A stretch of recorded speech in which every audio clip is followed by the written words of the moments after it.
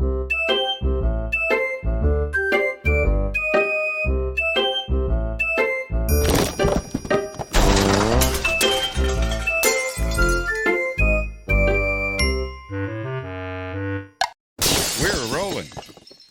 up, everybody?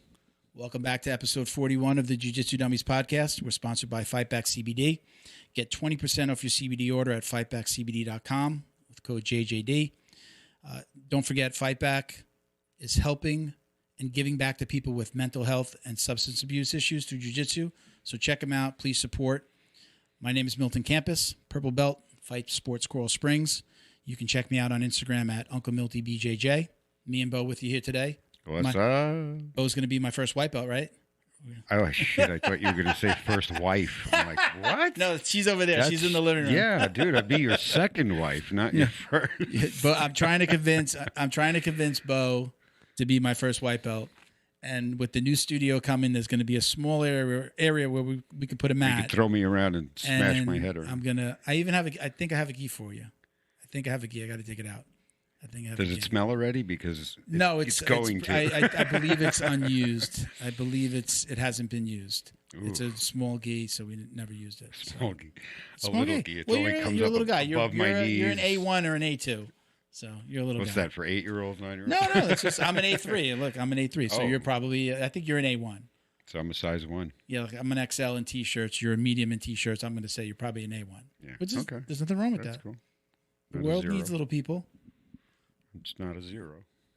All right, joining us in a few minutes is Nick Rahn from Warriors Next Adventure. He was actually with us on episode 30, right? A while back. Yeah. Awesome story. Very cool, yeah. Awesome guy, awesome story. Filming a documentary. Is he? And he's going to be traveling the country. He's actually coming down to Florida, so he's going to come train with us down here. We're going to be filming it. Sweet. I think we want to have you. Yeah, hopefully we'll have you out there doing a little behind the scenes. Oh, of course, they got to work, right? You got to work. Well, unless you want to train, the only thing you can do is work. Oh, right? So that's the trade-off. Okay. Yeah. So huge shout out to Flow and Roll at flow_n_roll on Instagram. You get 20% off your online T-shirt, rash guard, or gi order with code JJD at flowandroll.com. Again, JJD at flowandroll.com. Welcome to our two new sponsors. We're going to start off with DD214 Fightwear at DD214_Fightwear. Gear for the war on PTSD. Nice. I got it right this time. Nice. I did it. All right. Get 15% off your online order at DD214BJJ.com. Now, this is the cool part. This is the part about what they do that I love. They have a buy one, donate one. So you can buy a gi at full price, and then for $41, you can donate another gi. It goes out to gisforgis.org. They have you're doing all of this on the DD214 website. You choose to donate to Gis for Gis, and gisforgis.org will get that out to either an active somebody who's active in the military, a veteran, or first responder. Cool. All right, so cops, paramedics, firemen, they'll get it out to somebody who's training or wants to train. So by supporting them, you're also supporting military vets, first responders, right? So really cool. Okay. We also want to thank today's guest, who actually became a sponsor recently as well, Nick from Warriors Next Adventure. Okay, they're a veteran veteran 501c3. They're again filming a documentary called PTSD versus Jiu Jitsu. They're going to be traveling the country for 50 days. He's going to talk about that a little bit today. He starts, I believe it's April 15th, and it's going to film all across the country. They're driving around in a little bus right through June. You can check out the website, click the PTSD versus Jiu Jitsu tab. There's also a video if you scroll down a little bit. You can see the tour dates, locations. You can come out and be part of filming. If you're down here in Florida, shoot me a message. We'll see. We'll talk about getting you into the gym, what you got to do. And what's cool? Having shot a documentary myself, I know what kind of adventure that is. And mine was a 4-day affair. Mm-hmm. For him to go around for 50 days. 50 days. That's a true adventure. 50 days. That's very adventure. Cool. That's cool. Yeah. So check them out again at warriorsnextadventure.com. All right. Don't forget to like, comment, subscribe, and share wherever you're watching or listening to us. If you are watching us on YouTube, don't forget to click the bell. I forgot. I'm getting better at I forgot my buzzers. I forgot to dig out the buzzers today, Bo. But if you click the bell, if you subscribe, you follow, you'll get a notification every time we launch a new video. All right. Wanted to get through that fast because I want to get Nick in here. We're ready? Ready to rock? Yeah. All right, let's do it. Let's get Nick. I never told you I do sound effects, did I? Let's do it, man. All right, brother. Let's do it, man. Joining us today is founder of Warrior's Next Adventure and new purple belt, but we're going to get into that in a second. You're not going to just get by so easy. Welcome back, Nick Rahn. Thanks, man. I appreciate you guys having me on. Sorry about the audio issues. No worries. No worries. It happens, man. It's the beauty of this business. Well, you sound good. You look good. Let's talk about the purple belt. Let's get this out of the way. So, how long have you been training now? I started in 2007. 2007. So, 14 years. 14 years, yeah. And how long ago did you get your purple belt? I got my purple belt 2 months ago. So okay, sneaky. Now I know. Like most people know, like, you know, with jiu-jitsu, if you leave your gym, it's almost like a slap in the face, even though they're like, oh yeah, no big deal. But it's like a slap in the face, right? So in 2016, I lost my title fight. And so I decided to go to that gym to learn stand-up from the guy who kicked my ass. Oh, yeah. And so I was a blue belt at the time. And so I left and I was gone for like a year and a half. And never got a stripe while I was gone at the other gyms. Never got a belt. Never got anything. But I was focusing more on MMA. I mean, I was still training jiu-jitsu 3 days a week. But I think it's just because I was a gym hopper for a little bit. I kind of got like, you know, I got my pee-pee slapped a little bit. I've only switched. I've only been to 2 gyms. So okay. Right when I was moving, it was only a stripe thing. But right when I was moving, I went to Fight Sports, and I trained like one day, and it was like right around Christmas. So it was like I trained, I knew I liked it, and I left. My other gym I was still training at the other gym, and then we helped him like break down the gym, pack it up, and he was closing.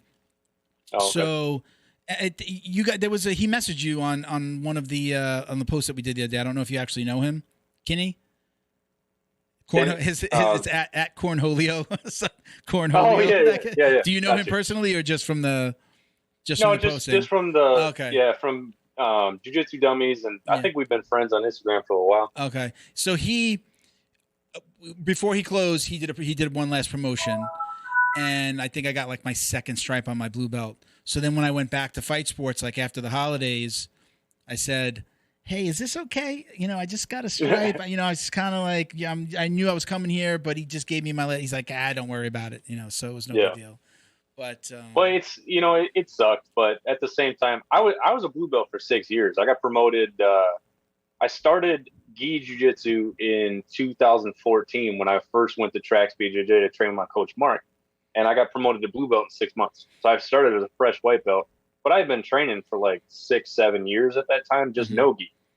But I got promoted in 6 months, and then like 9 months later, I ended up getting promoted right when I got back from Brazil when we were training down there. I got a stripe, and then I didn't get another stripe until like, I want to say June of last year. So I went almost 6 years with not even a stripe.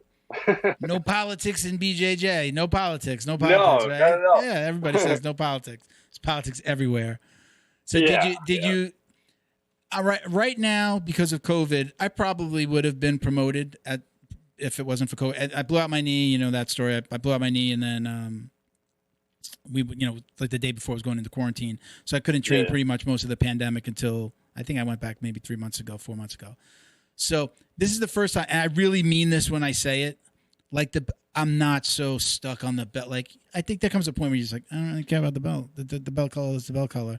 You know, as a matter of fact, you know, I'd like underestimate me. You know, I'd rather be underestimated. You know, I guess I just don't care as much anymore. You know, it's like, it's nice for the recognition, but I'm so past that. And we don't do stripes anymore, so I'm used to not like I've had one stripe for 2.5, 3 years. Yeah. So I'm just like, whatever. Just want to train and get better. And, you know. Well, my problem was I compete a lot.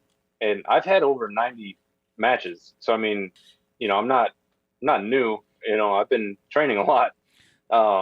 And my last tournament, I went to the Wisconsin Dells tournament back in January, right before I went to Mexico.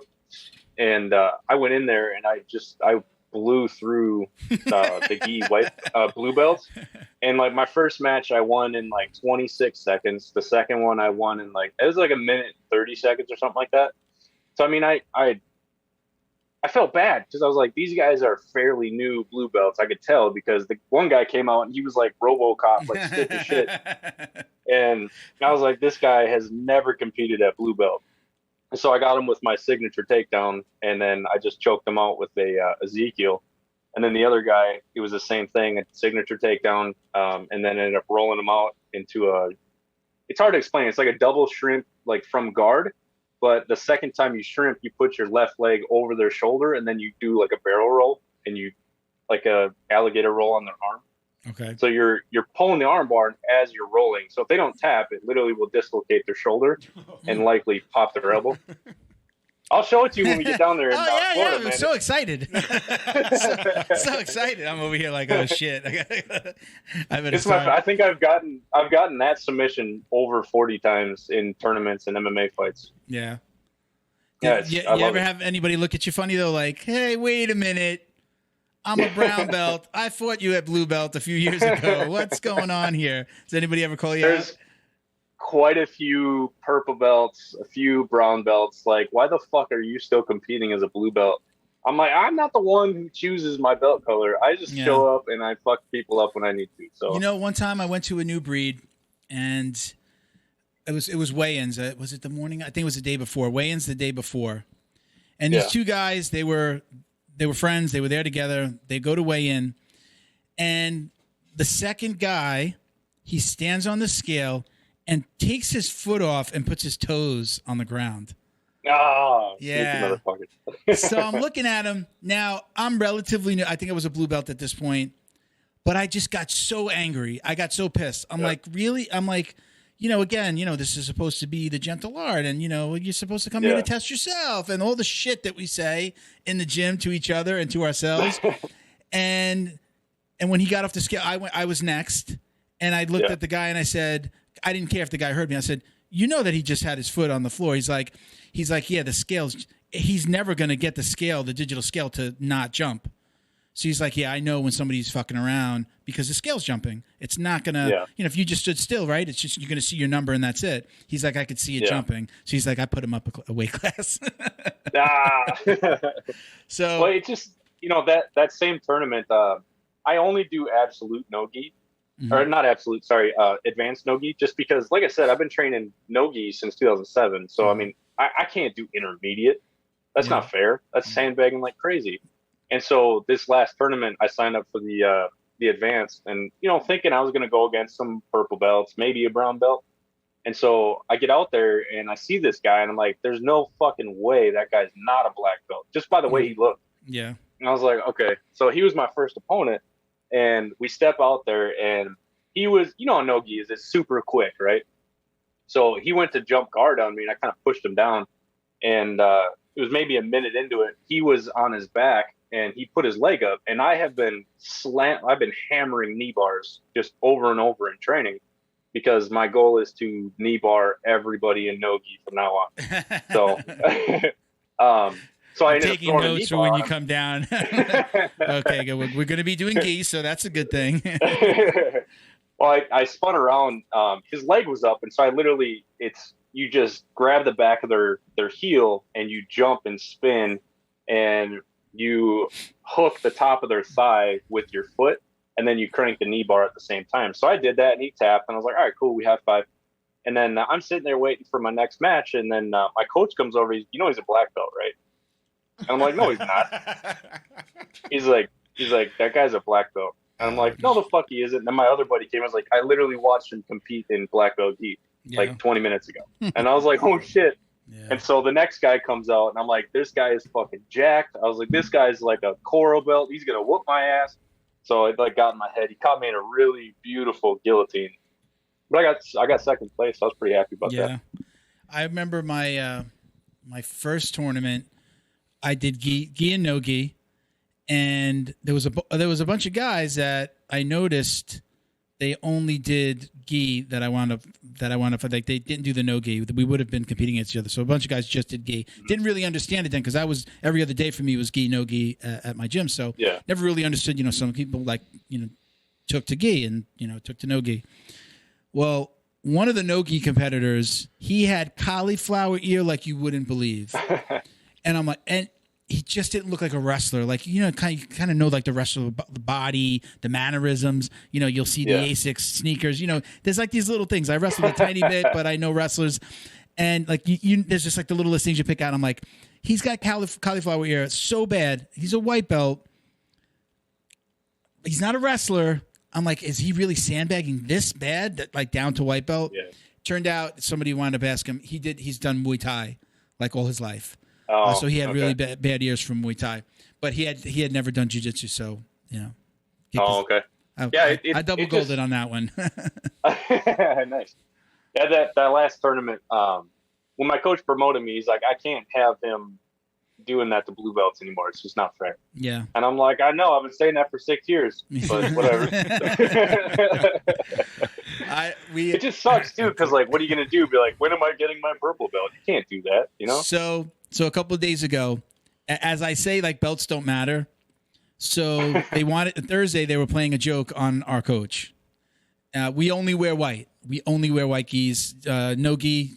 Really, you can wear whatever you want. He likes when you wear the fight sports kit, the same stuff that Cyborg wears that you see. We get the same stuff. It's always the same stuff. So, but when it comes to the gi, we're in white gis only. I remember when I first started, I would show up like I trained a lot during the week, so I would almost always wear my white gis, and then on a Saturday I would wear I just grab whatever I had. When I didn't know it was a rule, and I'd show up in my black gi, and he'd make lots of jokes, but I never understood how angry it made him. He really does. It's white. He likes that. He likes taking a picture at the end of the class. Everybody's in a white gi. If you're a visitor, he'll ask you to bring a white gi. He might even lend you a white gi. But unless you're like a black belt, there you go. That's right. You're going to be coming through. I have 3 veterans coming with us at the time. Yeah. The guy riding with me at that time, his name is Jeremy Sustala. He's a WeDefy athlete, but he's also one of my. I'm on the WeDefy athlete engagement team. Okay. So I reach out to their athletes and we talk, make sure everything's going well. Okay. And so I figured since I'm doing this tour and WeDefy has partnered with us on it, I reached out to all of my athletes and said, hey, do you want to ride with us for a little bit? And so I have all 3 of my WeDefy athletes riding with us for at least a week. Cool. Jeremy will be with us, and then my cameraman, Joe. So I'll make sure we're all wearing white. So we show up. The joke was wear a colored gi on April Fool's last Thursday. And I've been moved, we're in transition here. We sold our house. We're moved into a townhouse while the house is being built. So a lot of stuff is packed away, and I think I donated all of my stuff, anything that wasn't white. I'm like, I'm never going to wear this. So I'm thinking I couldn't find it. I'm like, whatever. So I just go to gym in the white gi. We had one of my co-hosts, Miguel, showed up. He bought an orange NASA gi from I forget what the brand is. Oh my God. It was an orange NASA gi. Yeah. And then other people had blues, and one guy he borrowed sometimes newbies will wear red in our gym. He'll give him a red gi as like a loaner. So somebody had like a little kid's. He couldn't even get it to close. The lineup looked ridiculous. We had so many people there. His face looked like he wanted to murder somebody, and he goes. So he just looks down the line. He's like, "Oh, funny, huh? Yeah, really." He's like, "I hope you have a white gi. I hope you have your white gi." Just looks down the line, and then he says, "Who's up for promotion? Who's up for promotion?" And I was just like, no. I was like, oh, wow, thank God I didn't do this. As much as you say, I'm not worried about the belt, I'm like, I definitely don't want to be held back because I wore an oddly colored gi. But yeah, so when you come through, wear white. Listen, when it's like open, that's Saturday, Sunday, open mat, it's usually like, it's no big deal. We usually have a lot of different people come in, so he's never thrown anybody out. But like Monday to Friday, it's like kind of toe the company line kind of thing. So yeah, it's weird because our gym is so laid back. We did the main traditions like bow when you get on the mat, don't interrupt class, even though half the time there's a dick or fart joke thrown out there. Especially when he's talking about, okay, when you put your hands inside the lapel, only use 2 fingers. I was like, oh, so it's a virgin lapel. Not very experienced,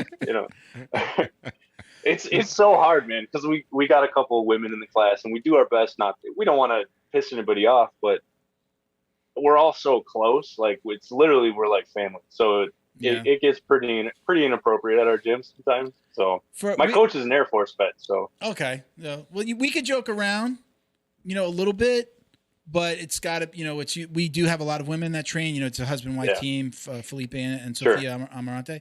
So we, and we have a lot of young kids that have now come up through his kids program that are like 16. So, and then the parents are sitting there and all that stuff. So it's usually pretty, it's clean. As a matter of fact, like we'll blast music and sometimes, fuck you, I won't do what they told you. Like something will come on and be like, yo, he's like, he'll get his son to go like turn off the music. So we're usually pretty clean, but we could joke, but within reason. Yeah. Like if you want to I'm extremely respectful in other people's gyms because I don't know how people are, and I'm not trying to piss people off. Yeah. But music is probably one of my biggest irritations with jiu-jitsu. I fucking hate. You don't like rolling. You don't like having music on. Oh, I love it. I like silence. I love it. Silence. Oh my god, there's nothing better than like something weird comes like every once in a while, like you put on a playlist, but then like something like romantic comes on, and there's nothing better than just singing into your partner's ear. And really and then just licking it real quick. Making it feel uncomfortable. Yeah. The other night I was singing. So I always say this. I'm one of the bigger guys at my gym. Actually found out there's an older guy than me. I didn't know he was older than me. So we do have a 50-plus-year-old at my gym. So I'm the second oldest guy in my gym. So I have this thing about I let people come to me to roll. I usually don't chase people around because I am bigger and maybe I've been a bully in the past here and there, neon neck and, weird, like neon chest, neon sternum. Yeah. And look, I'm just a bigger guy and people get worried about getting hurt. And I haven't really ever hurt anybody other than like I told them. So my coach has done this before. So I stole it. I was sitting there and then I started singing all by myself. All by myself. Oh. Nobody wanted to roll with me. So it's a little. We do have that joke in the gym because like every once in a while, if somebody's by themselves, he'll sing it. So I started singing it. So we can get away with stuff like that. It's kind of like, but if you try to be, I'm not saying that you can't come in and be yourself. I'm not telling you this stuff because you're coming to visit. I'm just saying in general, we're usually, kind of like the class clown. He's gonna, you could see him getting visibly annoyed, especially if like while he's talking or training. Like even on our open mats, he'll usually do we'll drill. We drill. He calls it, you're paying for open mats. So he's like, we do some drilling. Yeah. Usually do maybe 15, 20 minutes of drilling, and then we roll the rest of the time. So nice. He's great. I love where I am because of that. Like, I know we can joke. I kind of know what we can get away with at this point because I've been there now over 5 years. But he does keep people in line so it doesn't like get away from him, that doesn't turn into a free-for-all. Yeah, there's nothing that bothers me more than like, at our gym, we do joke around a little bit here. Like if the coach says something and there's a sexual innuendo in there, somebody will say something every time. Yeah. But if it gets to be too much, where it's just like interrupting constantly or people are talking on the side, like I was an instructor when I was in the military for a little while, not a drill instructor, but I taught combat action, stuff like that. So when people start talking in the class, I literally just look at them and just give them the dad stare like I'm staring at my children. Yeah. I hate it. Just shut the fuck up. Listen to the coach, So the music, why don't you like music? It's just not your thing? He's a mentalist. That's why it's a part of the reason is I'm deaf. I had quite a few issues in the military. So like I was a 50 cal gunner. Oh. And a lot of times when we shot the 50 cal, we didn't have ear pro on. If you've never heard a 50 cal go off, that shit's loud. Is that the gun on like the top of a Hummer? Right there? Yeah, it's like a mounted gun. If you ever seen Black Hawk Down, the gun's on top of the trucks when they're driving through the city. That's a 50 cal.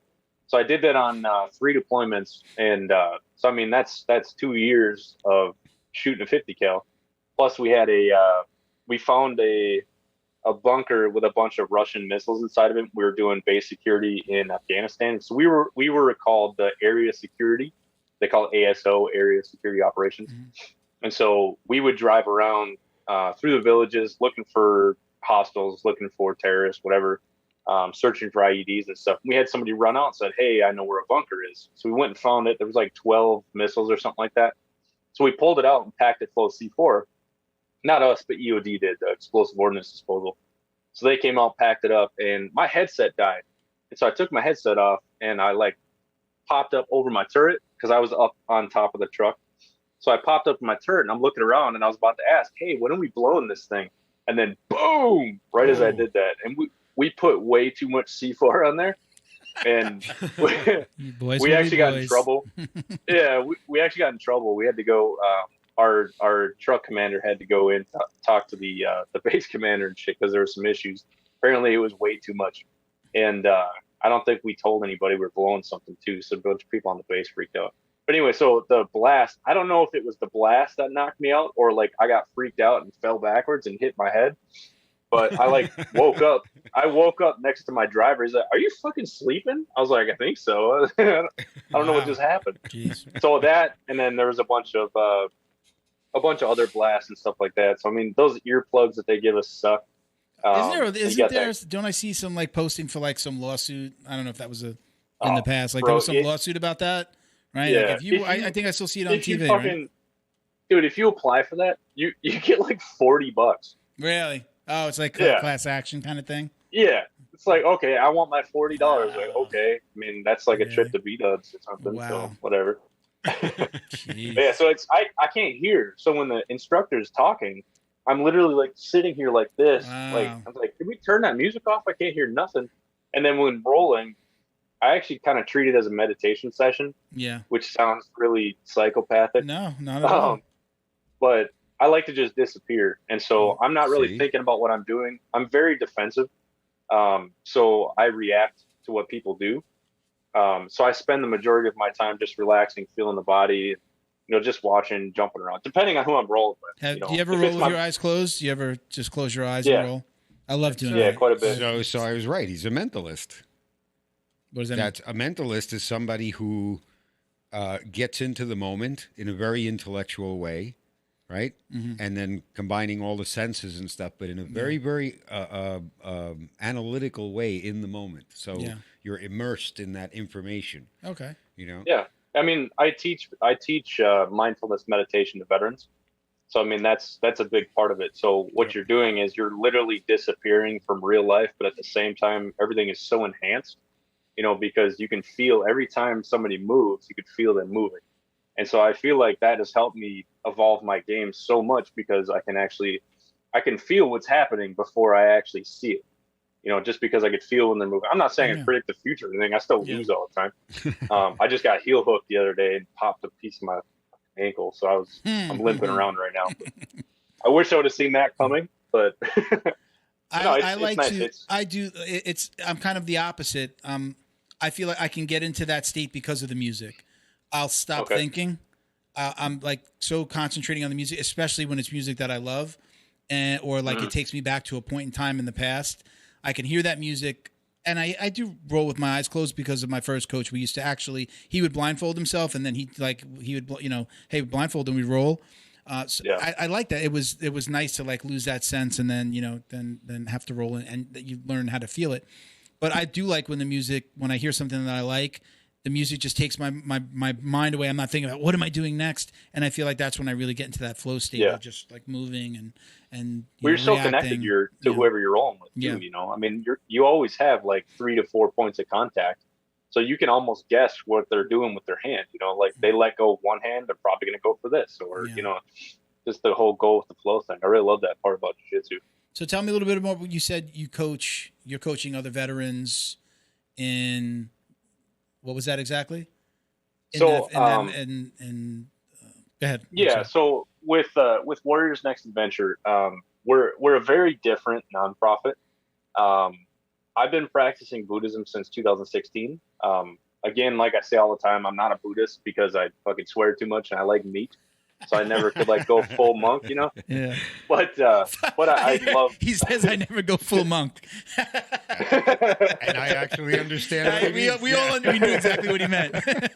Yeah, I couldn't do that, man. So it's like, you know, I've had a lot of veterans call me the Buddha veteran because, you know, I still like guns and, you know, all kinds of like the veteran stuff. But at the same time, I'm all about, you know, being peaceful, being calm, being nice to everybody that you meet, and using mindfulness just to get used to what's going on around your surroundings. So the majority of what I teach has a lot of Buddhism thrown into it. I don't really label it that, because if I were to say, oh, we're doing Buddhism, you get half the Christians be like, oh, fuck that guy, you know, because we're out.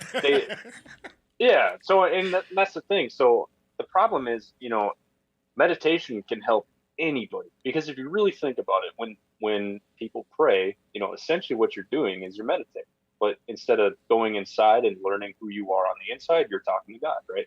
So I'm not going to get into what I believe, what I don't believe. However, I've had a lot of veterans who are Christians who do pray often. I've taught them how to meditate using mindfulness meditation, right? So there's a lot of people who meditate, and I personally feel like they're doing it wrong. So you get a lot of the guys that say, oh, I can't focus, or I can't concentrate. It's like, that's exactly what you're doing wrong, is you're trying to focus or you're trying to concentrate. What you have to do is you have to lose your mind. You have to stop trying to control things, just let it go. Mm-hmm. So the way I explain it, the best way to explain mindfulness meditation is picture yourself as a passenger in a car, right? You can't control the speed. You can't control the direction. You can't control how fast, how slow. You can't control anything. You literally just got to sit there and watch, right? So when you're meditating, what you need to do is, you know, you do what's called a body check, right? So a lot of guys think that you have to sit there and do this. Like, you don't have to do all that crap. Just get comfortable. You can lay down on your bed flat if you want. It doesn't matter. I actually meditate in my shower pretty often. It sounds weird, but I turn the water pretty hot to the point where it's almost unbearable. And I sit at the edge of the tub and I let the water hit me in the back. I turn off all the lights because I like the pitch black. And it just helps me I call it lose your mind. You know, it helps me just forget everything. Mm-hmm. And so what you do is called a body check. You sit down in a position, you get comfortable, and you think about your shoulders, and you loosen up your shoulders, and you let them relax all the way down to your hands, your fingertips, your feet, your toes, everything. So once you do that, then that's when you really just let go. So if you need to get in a good state, you can focus on your breathing. You just go. So a lot of people don't realize proper breathing, you actually inhale and your stomach is actually supposed to push out a little bit, right? Because that's a full inhale. You know, we're taught as a society, we're like, oh, don't show your stomach, you know. Mm-hmm. So that's not proper breathing techniques, right? So when you take in a deep breath, you expand your stomach, right? So if you look at some of the Hicks and Gracie stuff, because he was big on meditation. Yeah. Pushing his stomach all the way out, sucking it all the way in. His breathing techniques are great. And so what you do is you take those deep breaths, and I always tell people, imagine a particle of air. You take in a deep breath, and you imagine that particle going down into your lungs, into your heart, through your bloodstream, down to your toes, and then back up to your heart, through your lungs and out. And when you breathe out, you watch that particle disappear off into space. And eventually, to me, what happens is I feel like I am so relaxed to where, you know, I'm not so connected to my body anymore. And so eventually, after time, you know, when you're sitting in that passenger seat, you just let your mind wander.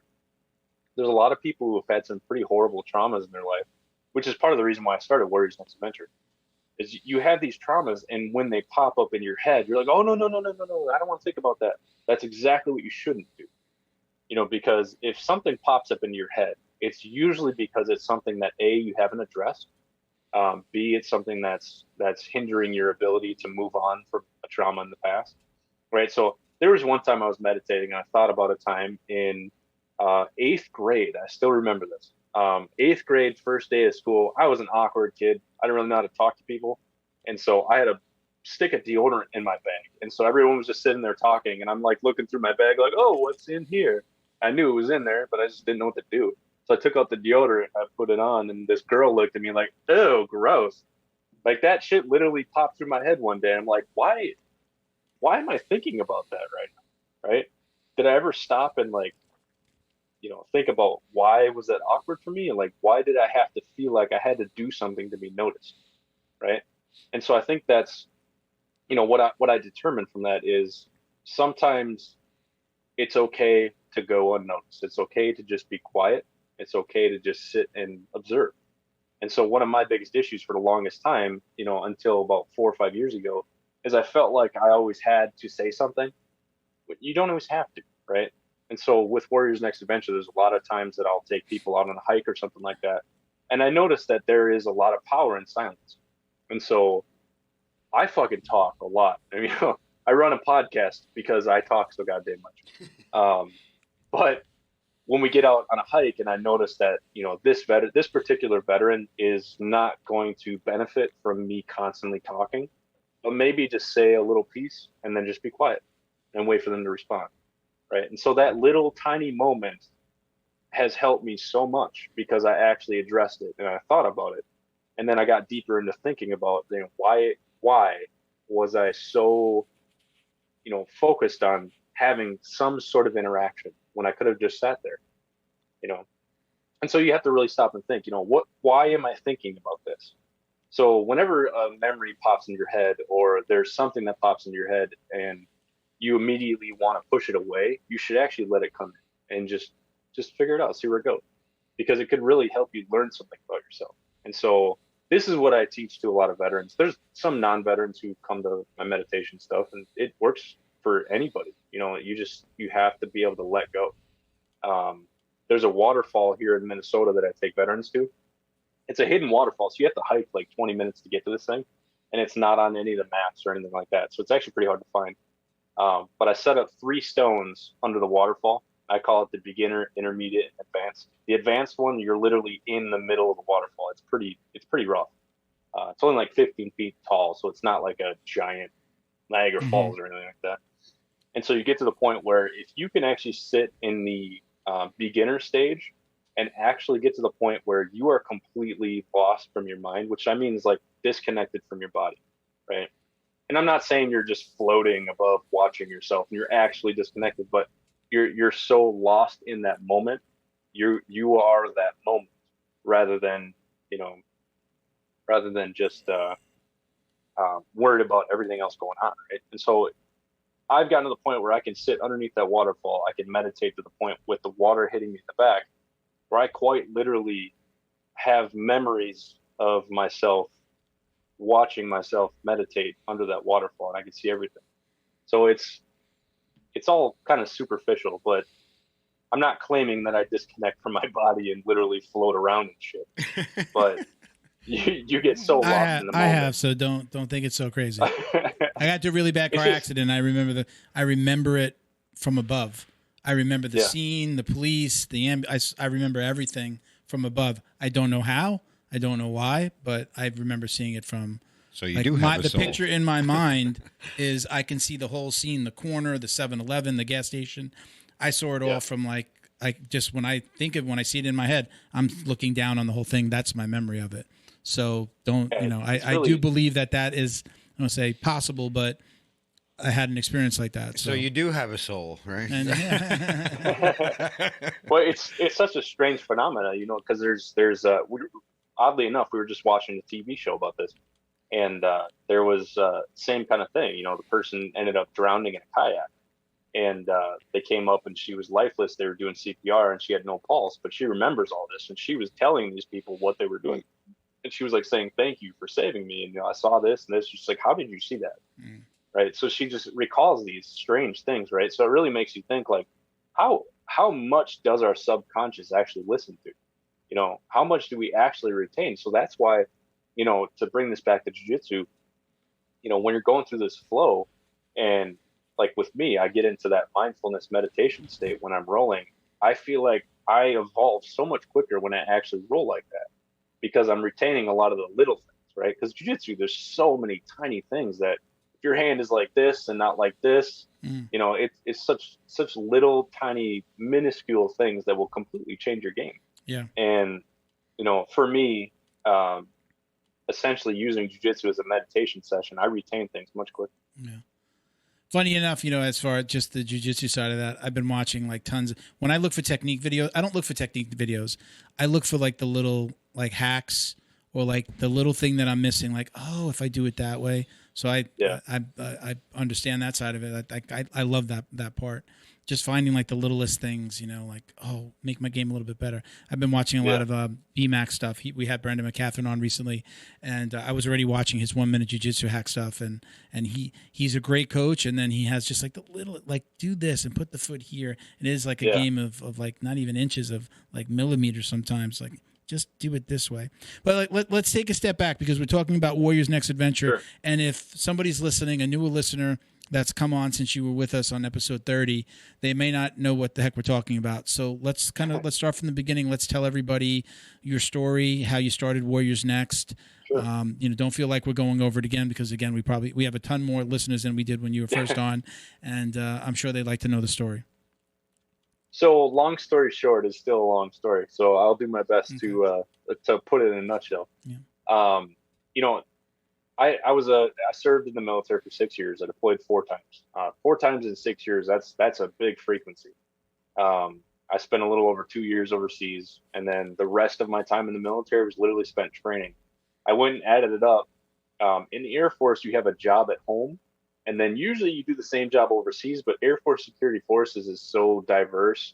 We do anything from like presidential security to like regular airplane security or police. We also do convoys. We do route clearance, which is we drive around the streets of Afghanistan and Iraq, and we clear the roads before the big convoys go through. So we look for bombs, IEDs, EFPs, any kind of explosive that could actually injure somebody. So our job is to go out and find these things. I was the lead gunner in 2008. So my job was to find things, and if I miss them, then somebody behind me dies. So if my truck just so happens to get by it, the 4th, 5th, 6th, I mean, there's all these trucks that could possibly die. So think about all that stress, on itself, just listening to that. Like, you could stop and think, fuck, that would suck, right? Mm-hmm. But imagine being 20 years old. So it's not me saying that like, oh, I've been through more. It's just you stop and think, like, at 20 years old, that's a lot of trauma. Even if nothing really happened, you go out there every single day prepared to die, because that there's things, these, Al Qaeda, the Taliban, all these guys are really clever. They're really good at hiding these explosives, like to the point where they're covering things in styrofoam and painting it to make it look like the road. Like these guys are very crafty. So anybody who thinks that these guys are stupid because they do live in mud huts. It's the majority of the houses in Afghanistan are literally made out of mud. However, they're very clever. They pay attention to us and they know us what we're doing, and then they slowly change over time. So I did this 4 times, and enough things happened overseas to where I was pretty jacked up in the head from it. I got sent to mandatory counseling because they thought that I was having some psychological issues, which I absolutely was, but I lied about it constantly. A lot of veterans tend to hide their mental health issues, because what happens is, say I was in Afghanistan and said, hey, that last explosion really fucked me up. What they do is they take your gun away from you. They take your job away from you. They take away your livelihood, right? That's who you are, and you're no longer a part of the team. You're no longer valuable. You no longer can provide for the rest of your people. So what they do is they take you away from that group, right? So essentially you're losing your family, you're losing your meaning in life. So if you say something, they'll take that from you. So you don't say anything to protect that. So the problem is people do that for like 4, 5, 6, 10 years. And then they get out of the military and they're expected to just move on with civilian life. It's not that easy, right? So I personally struggled pretty bad, to the point where 2015 was so bad. I was an alcoholic. I found out my daughter was autistic. My 8-year-old daughter, she's pretty severely autistic. She still doesn't talk. She's nonverbal. It can be extremely difficult. Beautiful little girl, but man, it makes life difficult sometimes. So back then in 2015, we found out she was autistic, and it goes through your head. You have what's called a blueprint, right? Everybody has a blueprint of who they want to be. If you're not living that blueprint, chances are I'll show you somebody who's depressed.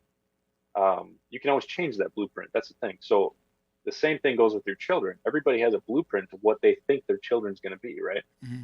So at the time, I had to go through the realization that my daughter will likely never have a boyfriend.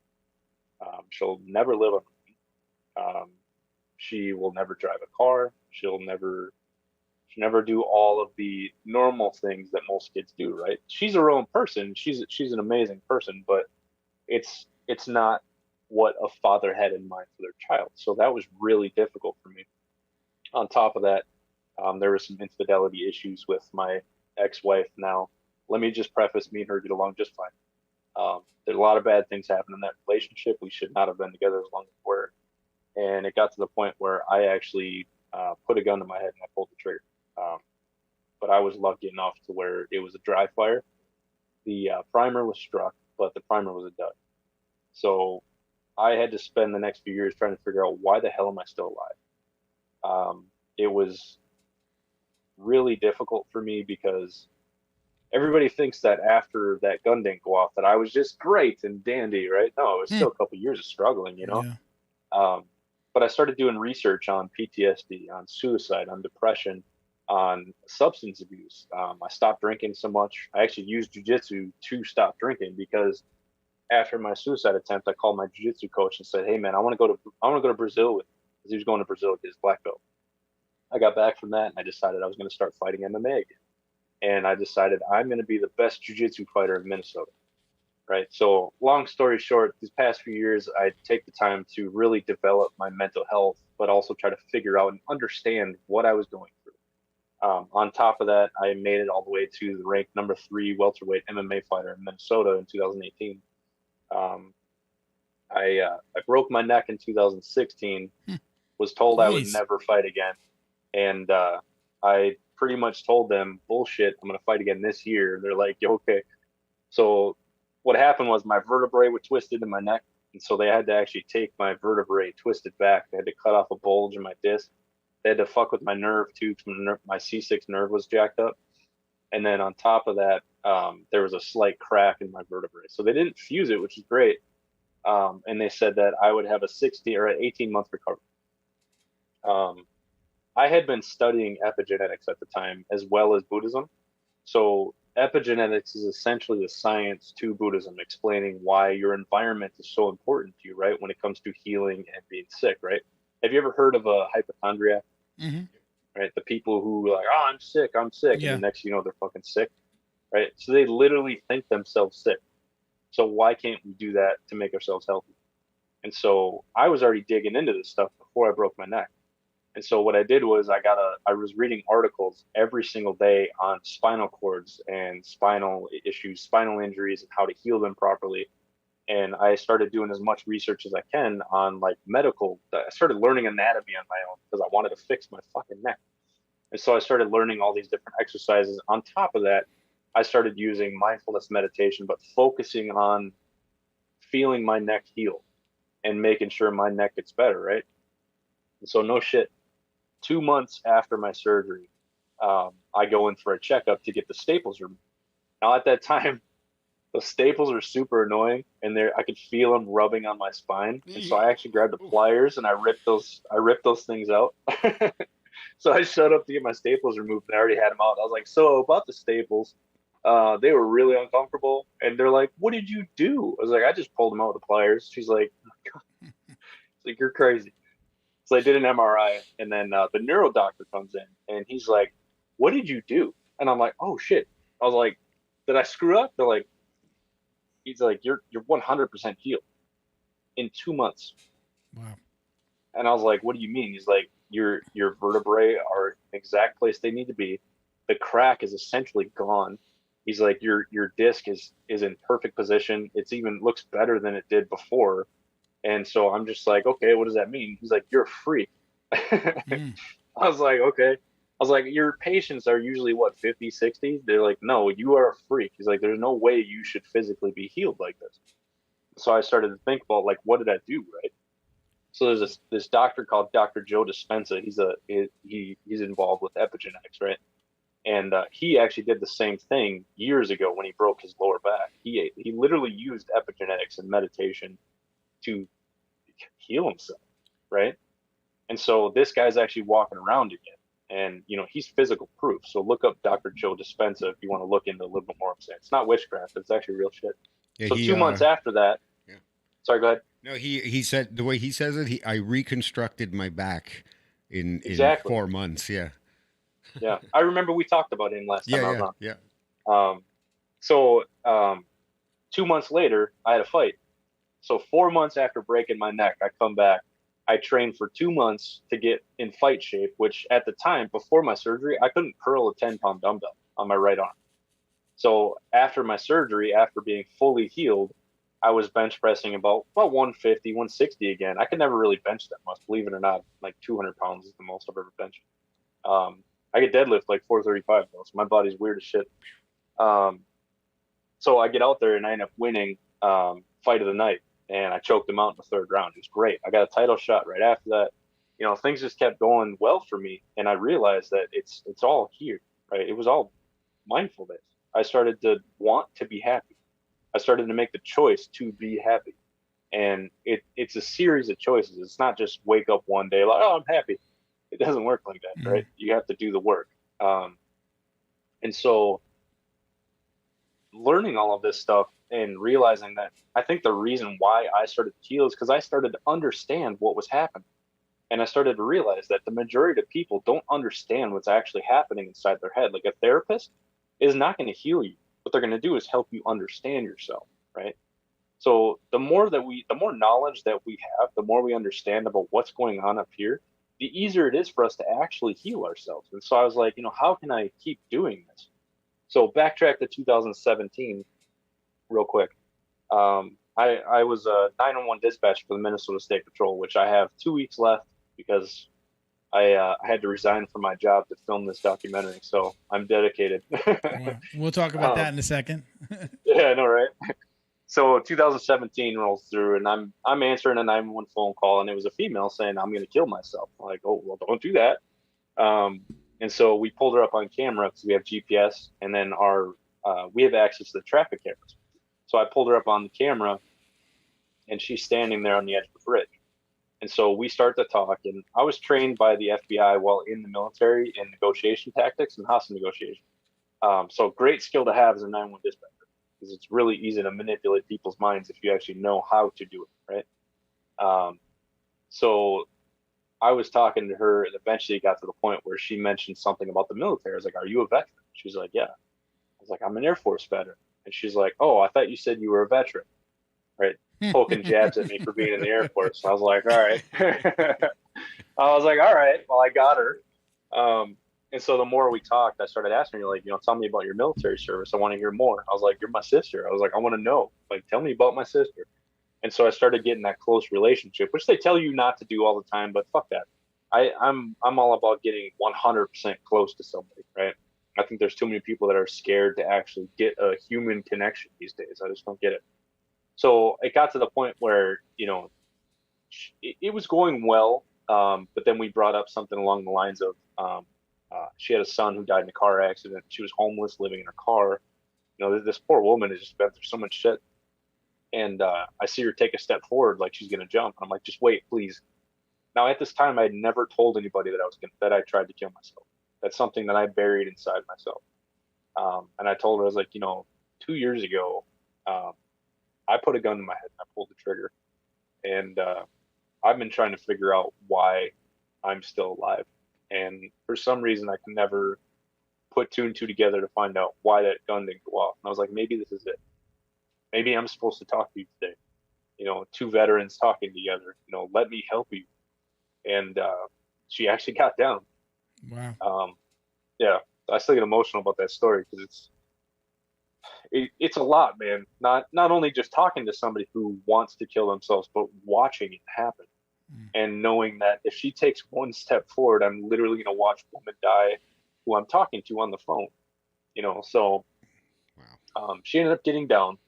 We got her the help that she needed. I actually had a connection who helps veterans getting to homes. And I was like, that was the best drug I've ever had in my life. Wow. Yeah. Right.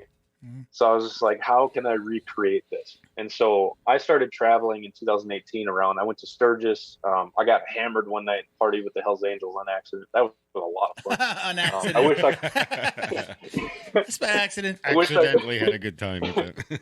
I wish I could remember that night. I woke up in my car not knowing how I got there. And then you could have woke up in a worse place partying with the Hells I Angels. know, right?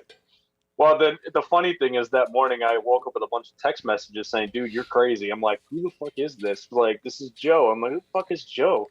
And so they told me the story. Like, you don't remember? And I'm like, no, dude. So the next day I met them at another bar, and they're like, dude, look at this. So they show me a video. Not only am I hammered, part of the reason why I don't drink anymore, I'm over a year sober now. But it was a video of me standing on a stage on a stripper pole, pushing a stripper out of the way, saying that I could do it better.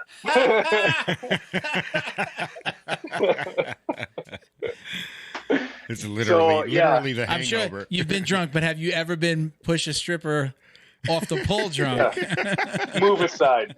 I got this. I mean, I woke up with a bunch of ones in my pocket. I was like, where did this money come from? So, I mean, that was a fun weekend. But the guys were all veterans. And so I noticed a connection there. I met a couple other vets while I was out there. I ended up going to Florida 2 months later. I ended up going to Hawaii in 2019 in February. And I didn't have a hotel or anything. I literally just brought a tent and I camped around the island out by the beach. It was amazing. The best trip I've ever had. But I kept running into veterans every day. Everywhere I went, I was running into veterans. Like, is this supposed to happen? Right? It's like, what is happening here? Now, again, back in 2010, I responded to a call in Iraq for shots fired on base. And I get there, and a young soldier had laid down in his bed and shot himself to the bottom of the chin. But he was still alive when I got there. So there was no saving, with the injuries. I'm not going to get graphic with it, but there was no saving. So I walk over and I put my hand on his chest, and he grabs my fingers. I'll never forget, that grip. I still wake up feeling that grip sometimes. But I see him very often in my dreams. And around this time, I was seeing him every single night. And every time I'd run into a veteran, for some reason that night I would see him.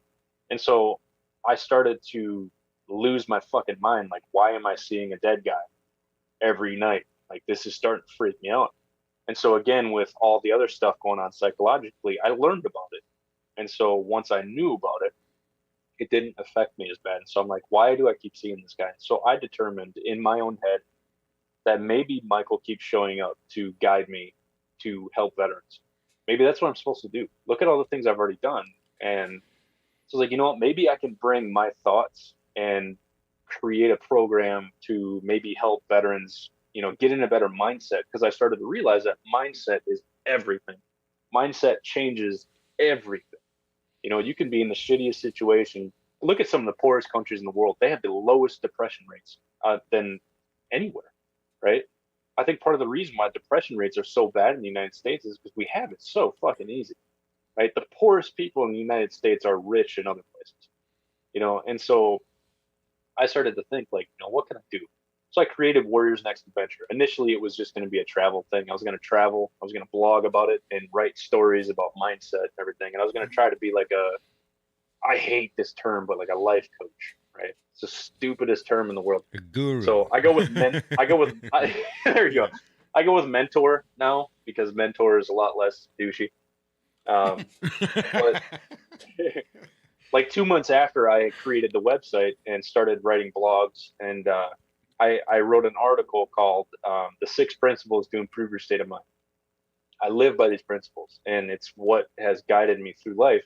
But that was the first time I publicly wrote about my suicide attempt. Not even my family knew. And so I posted that article, and I got like 400 phone calls in like 3 or 4 days. Every one of them was like, you tried to kill yourself? I'm like, yeah. I was not okay for a long time. And they're like, nobody fucking knew, because I smiled and laughed all the time. And so they're just like, how can you be suicidal? And I'm like, I wish I could explain to you what was going through my fucking head at the time. I was like, but now this is what I want to do is I want to help veterans find the power inside themselves again, because we all have the power to heal ourselves, right? So therapists, medication, we're all just tools, right? So your job is to collect as many tools as you can, but a tool is fucking worthless if you don't pick it up and use it. So essentially what I'm doing is I'm giving veterans as many tools as I can to help them with their mental health, but I'm also teaching them how to use these tools, And so I created this program, where we put veterans in vulnerable situations. Like we have wolves up here in Minnesota, so we actually get to go play with wolves. We get to go in the cages and pet them, and everything's great. There's a wolf. I just heard. On cue. You just mentioned wolf dog on barks. cue. That was my pit bull. He's like, Your pit bull is like, I know you're cheating on me. It's like you said, wolf. So I'm not good enough anymore.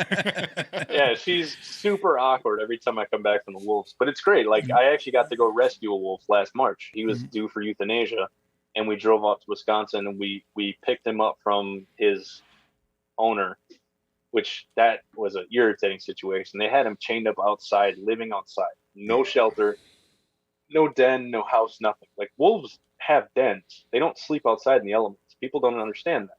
And this guy had him tied up outside.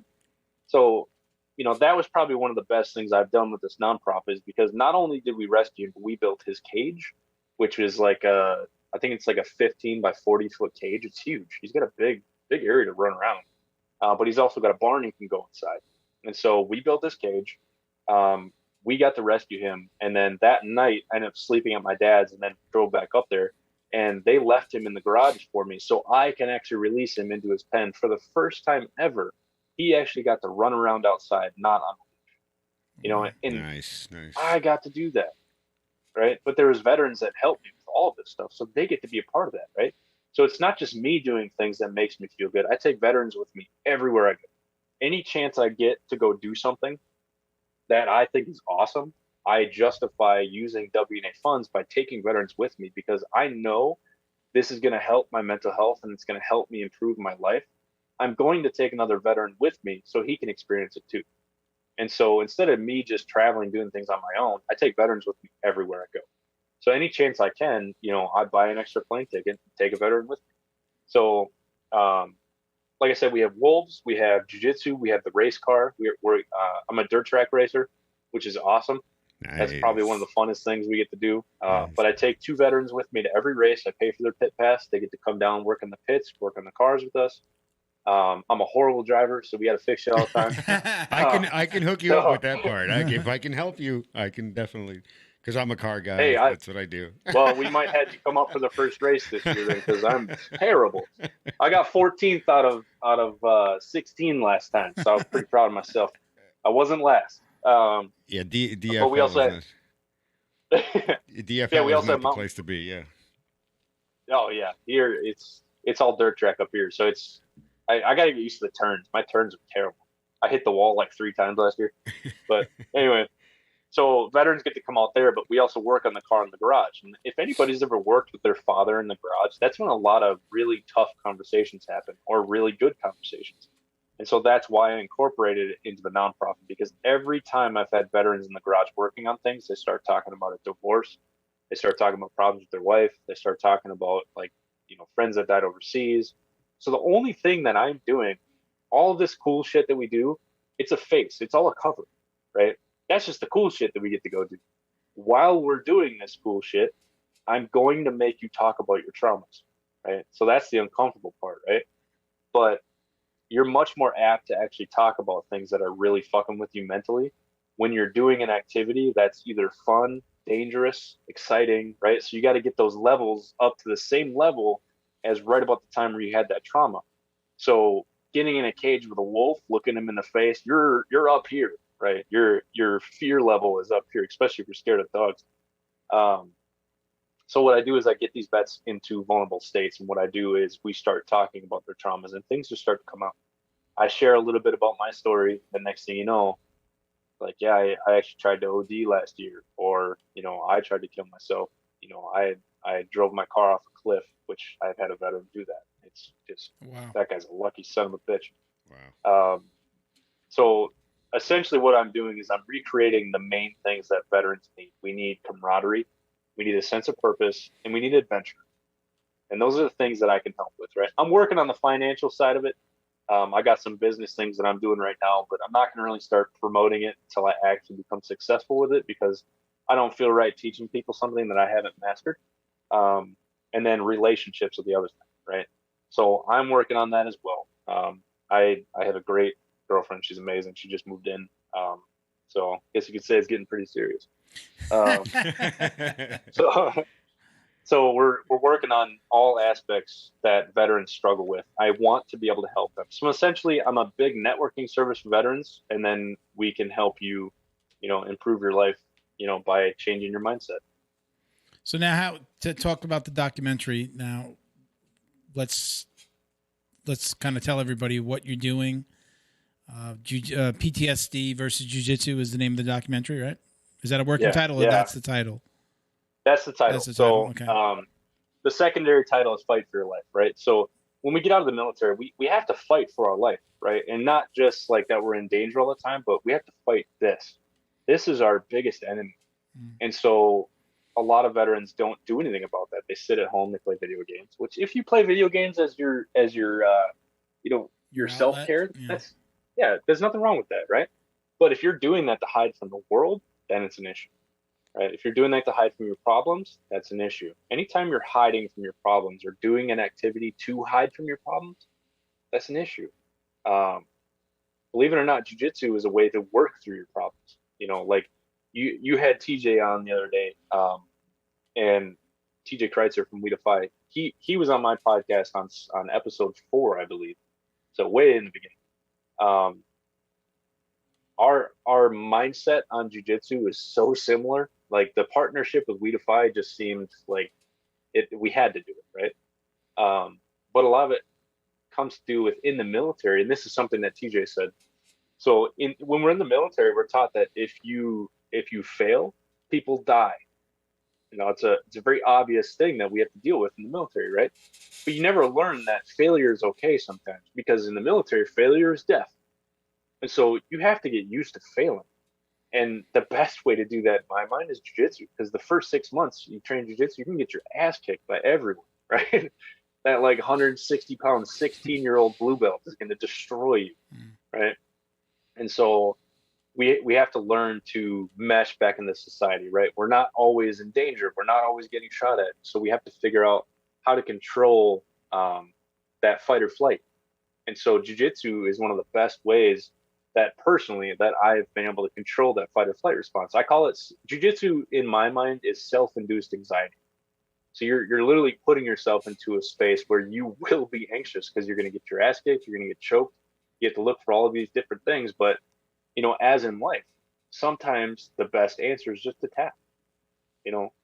If you feel overwhelmed, just, and what that means is same with real life. If you feel overwhelmed, just tap, right? Reach out for help.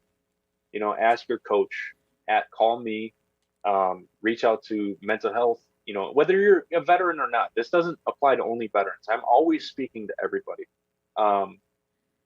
I focus on veterans because that's my nonprofit, but this has to do with anybody dealing with any kind of trauma, whether it's the number one leading cause of PTSD is actually car accidents, believe it or not. Really? Yeah. And then sexual trauma, and then physical trauma, like assault, child abuse, stuff like that. Combat is actually pretty low on the list, believe it or not. So when I talk about PTSD, I mean any trauma that has caused PTSD, right? So don't think that when I'm talking about this stuff, you're like, oh, well, yeah, I feel that, but I'm not a veteran, right? Yeah, I think when people hear the term PTSD, it's right. It goes right to this military definition. Yep. And there's a lot of, I blame a lot of the bro vets for that. I'm saying like a female talking about how she has PTSD. It's like, you never deployed, but here she had been sexually abused multiple times. Yeah. She absolutely has PTSD. But yeah, so it's just people need to start understanding trauma is trauma, right? It's all processed in the brain, nearly identical. I wouldn't say identical, but nearly identical, right? So if somebody was either raped in the military, sexual military trauma is one of the biggest traumas that women don't talk about. Men too, believe it or not. So a lot of people hide from the problems when you need to face it face it head on. And jiu-jitsu teaches you to face your problems head on, because if you just give up, you're going to get destroyed, right? Mm-hmm. So it also teaches you how to be confident. I say often that jiu-jitsu woke up the champion inside of me, because in 2015, after my suicide attempt, I clung to jiu-jitsu and MMA. Same thing. I wanted to be the best jiu-jitsu fighter in MMA in Minnesota. And so my focus was to, shine through jiu-jitsu.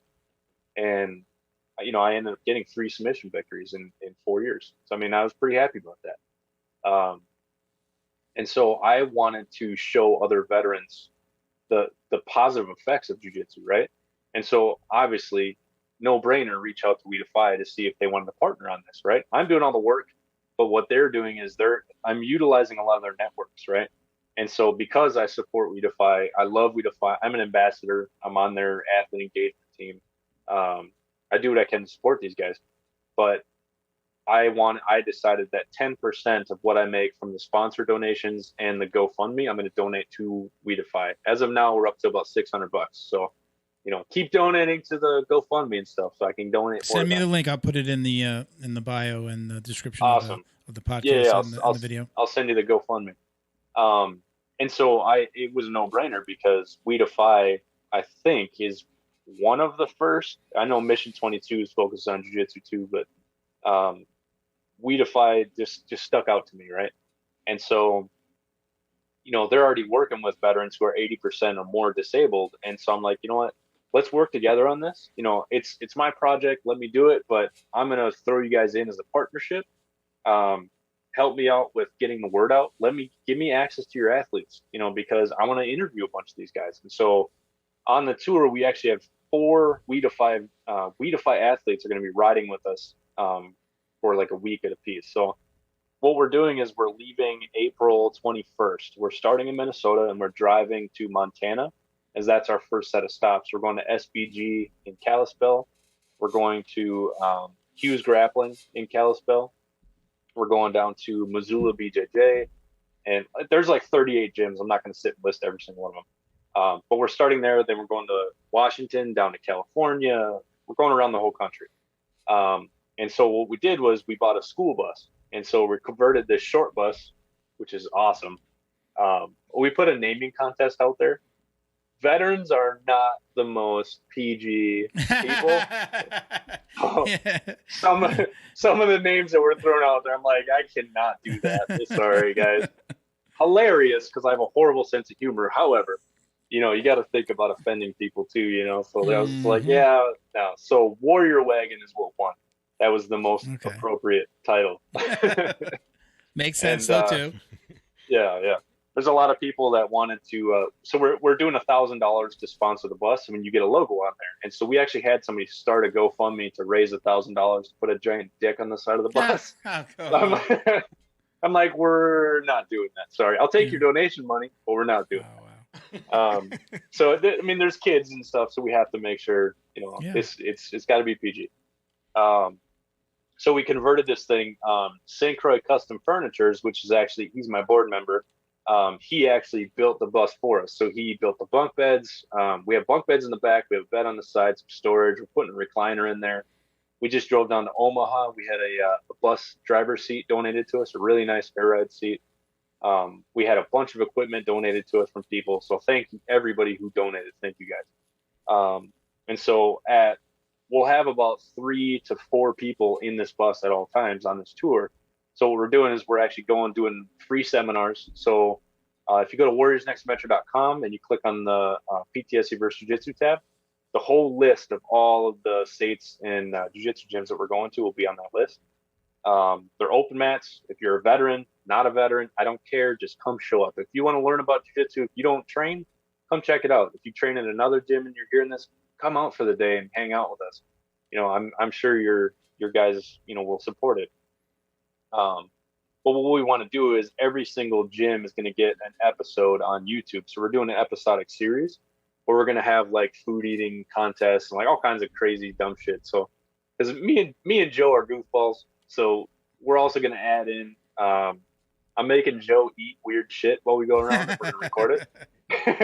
So we got like rattlesnake in Arizona. Oh boy. We're going to my sister's house in Dallas, and she married into a Vietnamese family, so they're having a Vietnamese cookout for us. And I was like, "Can you guys get some balut? We're gonna make Joe eat balut. You know what that is? No, what is that? It's like the petrified egg. So it's like a fully developed chicken inside of an egg. Oh, I see. Yeah, I've got Yeah. on some cooking Google, show yeah. or something. Google it. It's so Yeah. gross, right? But it's a delicacy in certain places. So I'm like, Joe, you're gonna eat balut. He's like, I'm not eating balut. Like, you will. So with the episodes, we're actually be adding a lot of the outtakes, and we're doing fun stuff too. Like we're going surfing, we're going downhill bike riding, we're going deep sea fishing in Florida. We got all kinds of fun stuff we're doing while we travel. But we're inviting veterans to do all this stuff with us. The deep sea fishing is pretty limited though, because we only got enough space on there. But we're also partnering up with a bunch of nonprofits while we travel around the country. In California, we're teaming up with the Oath Foundation. Dude, this one is going to be awesome. If you live in San Diego area, come to that fundraiser. It's like $10 at the door, but we're selling raffle tickets. The prize, I actually really want this prize. It's deep sea fishing with like Clay Guida and like 2 other UFC stars. Oh wow! I'm like, that's amazing. So it's like $20 a raffle ticket to possibly get like a $2,000 charter with a bunch of UFC stars. That's cool. I'm like, I want to do that. Awesome. I think Chad Mendez is one of the other guys too. Really? But that's all Team Alpha Male up there, right? There you go. Even Clay is out of Team Alpha Male now. At least his last few fights. So, did you hear about the Jeff Butler tournament up in Venice or what's the name of that city? Starts with a V. It's west of LA. Ventura. I can't say where it was because I don't know if I'm allowed to or not, but it was an underground tournament in California about 3 weeks ago. Mm-hmm. So I got lucky enough where I actually got invited out there. So I got to compete for Jeff Butler in my first purple belt tournament, which was awesome. So I'm sitting out there and I look over and Dean Lister walks in. I was like, oh shit. Wow. I was like, Dean Lister. I was like, I got to talk to Dean, right?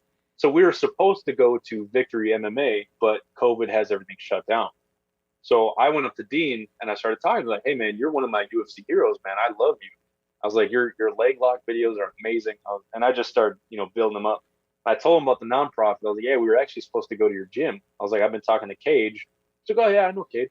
And so we start bullshitting. I was like, is there any way we could do something when I'm in San Diego? He's like, yeah. He's like, take my number. So he gives me a cell phone number. I'm like, oh shit. Mm-hmm. I was like, Dean Lister just gave me his number. And so we're gonna go hang out with him. He's like, who'd be really good for your interview? Jocko. He's like, do you know Jocko? And I'm like, hell yeah, I know Jocko. No, I haven't heard of him. Who's that? So hopefully Jocko will be there. We don't know, but we're going to Victory to hang out with Dean. He just had surgery, so he can't roll. But hopefully he brings some people in. And then 2 minutes later, Chris Lieben walks in. I was like, oh shit. Yeah. I love Chris because Freaking a lot of people warrior, gave him a lot of shit. Yeah, I know, right? A lot of people gave him a lot of shit in The Ultimate Fighter because he cried, right? They're like, oh, what a bitch. Like, that's pure, raw emotion. He also peed on somebody's pillow. So. He did that. Like episode 1, he peed on the kid's pillow. He man. did do that. A lot of bad blood. But if you stop and think about it, right? Chris had a really rough life. Like, if you know anything about Chris's life, it was pretty wild, right? And so with him crying and breaking down on national TV, that's pure vulnerability. And that's what we preach. Be vulnerable, right? I'm not talking about walking around crying about it. Oh, my shoulder hurts. Quit being a bitch. But when it comes to mental health stuff, like, speak up, talk about it, right? Yeah. So I go over to Chris and I tell him that, he was part of the reason why I started fighting. He's like, oh, cool, man. I told him about the documentary and shit. He's like, oh, you guys going to be in San Diego? I'm like, yes, we are. So I was like, April 30th, we're hanging out with Dean in the morning. He's like, oh, why don't you guys come to my house? And I train guys out of my garage. So I was like, yeah, we'll be there. So now we get to hang out with Chris Lieben. Yeah. We just booked Joe Lozon again. Okay. Over in Boston. That'll be fun. We're working on Dakota Meyer has mentioned that he's interested in going to the one over near Austin. That's not a guarantee. We're also working on Tim Kennedy. I sent an email to Chuck Norris. I doubt that's going to happen. I just thought it would be hilarious.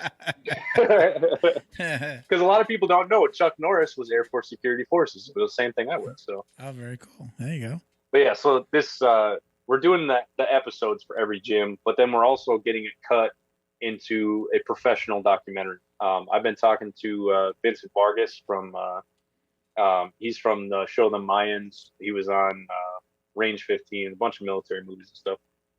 Awesome dude. He's a veteran. He's starting his own nonprofit really soon. Good dude. And so we're actually going to his place in July to train.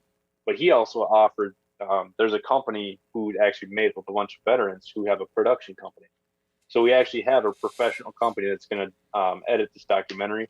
And our goal is to get it into the Sundance Film Festival and hopefully Netflix. Cool. Yeah. That's awesome, man. So it's my brain hurts. When is Florida? When is my gym on your list? Are we towards the end? Everybody kind of leaves Florida as the last trip, but you guys are right in the middle, actually. Oh yeah. Yeah. So May 15th is when we'll be with you guys. So, I don't remember what the name of that restaurant that you said, but we're going to try and go over to the sushi restaurant. There's Fat Boys, and then right across the street is like Miller's Ale House, which I think Miller's Ale House is the one. It's more of a sports bar. I love Miller's. Yeah, you probably have a better.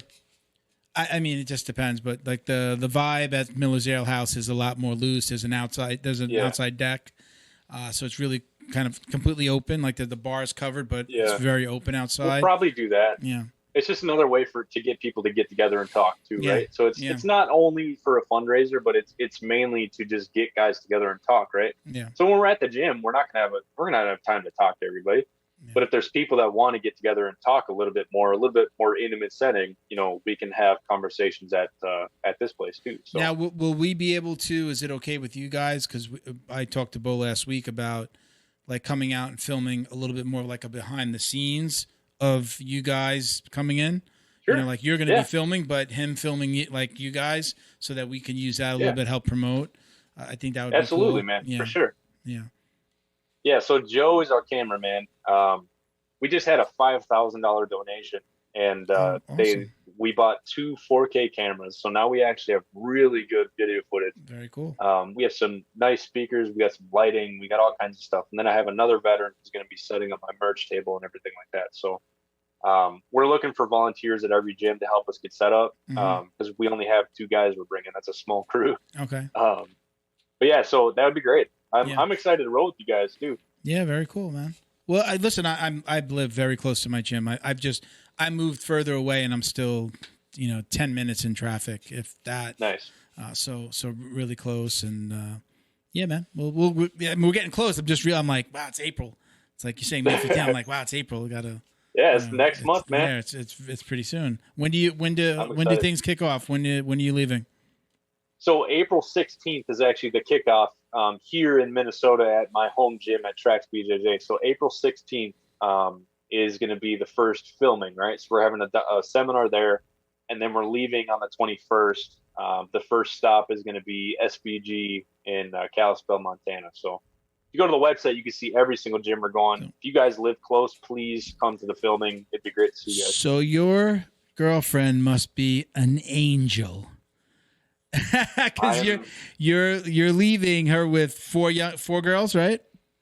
So my 2 youngest. Not leaving her. I mean, it does sound so bad when I say it that way. You'll be on this trip. Will be at their moms. Yeah. My 2 youngest be at their moms. Okay.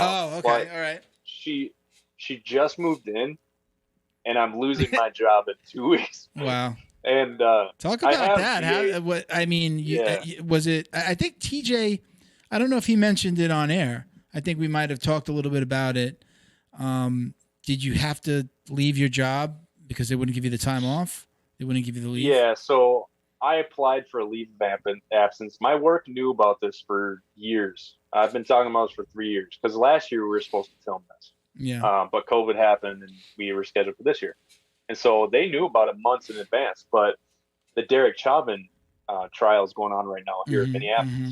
And so I work for the Minnesota State Patrol, and all hell breaks loose. Like the riots and everything. I'm not going to get started on like political stuff, but the riots were obnoxious. Many of my troopers and law enforcement got hurt over the last few years, and I want nothing to do with law enforcement anymore because it's too stressful. I want nothing to do with it.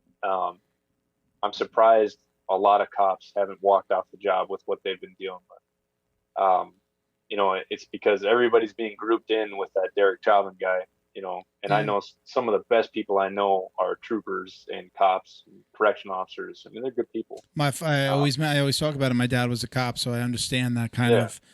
You kind of got, you know, I think everybody, when you know a police officer, you have a police officer in your family, you've got like one foot on each side of that line. Like even my father, like he looks at the stuff that's happened over the years and he'll be like, I mean, that's one idiot. He'll go, that's one idiot. You know, they paint everybody like, my dad doesn't talk like that, by the way. It's a little bit more Spanish, a little bit more of a Puerto Rican accent, New York, Puerto Rican. But it's one idiot. Okay? One idiot. Okay. Sound like somebody from Boston, like a Boston, Puerto Rican. I don't know why I automatically go to old Jewish guy when I you just do Scarface. That's more like Italian Jewish guy. New York, what are you doing? New York jewelry district, you know.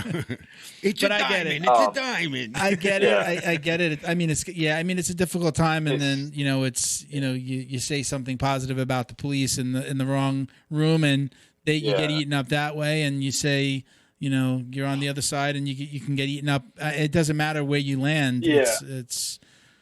I just don't want to be conversation. Part of it anymore. You know, I'm going to continue to support law enforcement after this. I'm working on a retreat, and I'm actually working with the Fraternal Order of Police to actually get police out there 1 weekend a month and do a mental health retreat for police officers. Mm-hmm. So I want to do that eventually, but it's the main focus is going to be veterans. But anyway, so I ended up telling my work, like, hey, I need to go, but they banned all vacation in the month of April. And so I'm like, listen, you guys knew about this. I was like, so it's because the trial's happening right now, right? I mean, the trial's actually happening. And there's been protests every damn day. And so I'm tired of it. So they denied my leave of absence. And I was like, are you sure you guys want to do this? I was like, because if you don't give me this leave, I'm resigning. They're like, oh, you're not going to resign, blah, blah. And so they actually sent me the letter that they denied it. And so my response was my resignation. Said, well, as of April 15th, I'll be resigning from the Minnesota State Patrol. So how long have you been if with you them guys now? don't watch 7.5 years. Wow. So if you guys don't watch this goddamn documentary, I'm going to be pissed because I lost my job for it. So what do you? Let me ask you a quick question. What are you doing? Just kind of a little bit of a tangent here, but when you're talking about the production side of this, the guy do you have post production? Do you have people that are helping? You know, just because you sounds like you have a camera guy or you bought some equipment. Do you have people that are going to be able to help you with editing and stuff like that? So I can edit. I probably am going to edit the episodes. I'm probably going to do the first like 2 or 3 episodes just to see how I do. And then if people are okay with what I put out, then I'm going to continue to edit the rest of the episodes. Because I know a guy. I know a guy. He's sitting in this room with me right now. It's like, I was waiting for you to give him a number or something.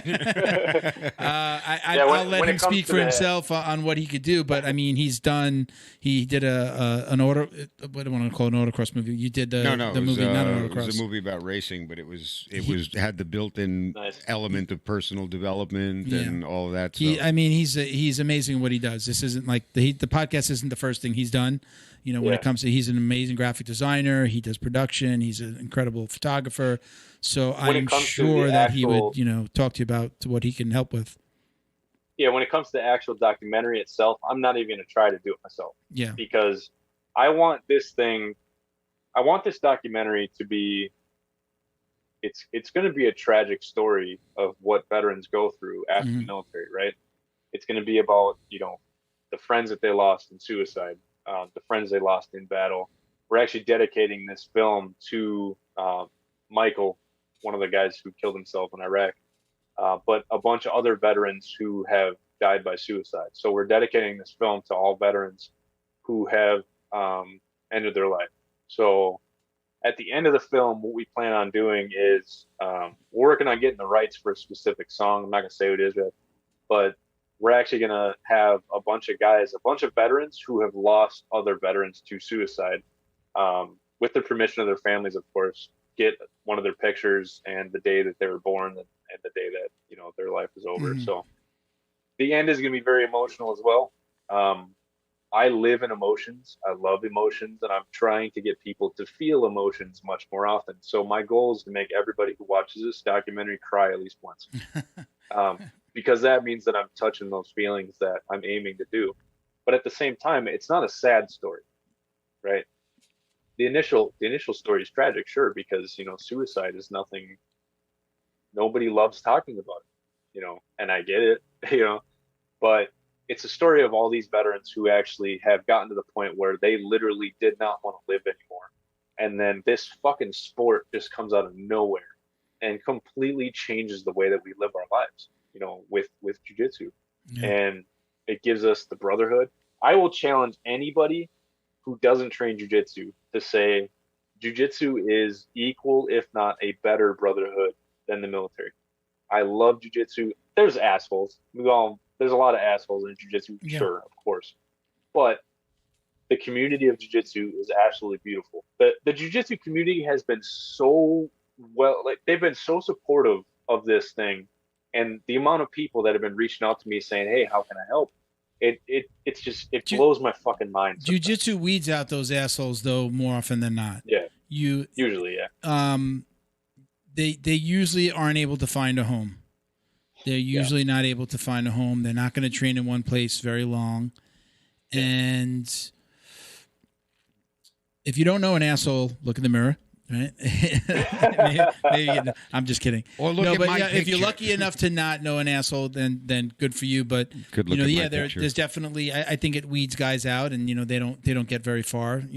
And the reason is, they're not able to find that brotherhood. They're not able. Yeah.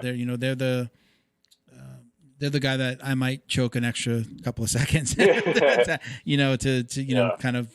Sometimes you have to put them in their place and let them know they need to be leaving the ego at the door.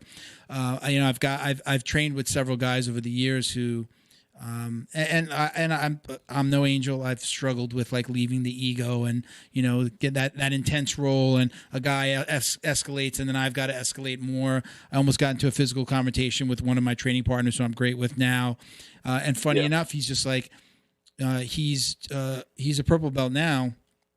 And he's recently said, he's like, I've had to learn how to calm down. Part, I don't want to be the asshole, and part like, okay, I'm getting older, my body, I've got to learn how to do this the right way. It isn't just about, kicking the shit out of everybody that I roll with, and every win in the gym. Really, you shouldn't even be winning, right? We should be training. We should be learning how to train together. But each time you tap somebody, it's not like nobody's handing you a gold medal. Understanding that over time is something that an asshole is just, he's not going to get. He gets weeded out. He goes to another gym or he stops training. How many asshole black belts do you know? Like, right?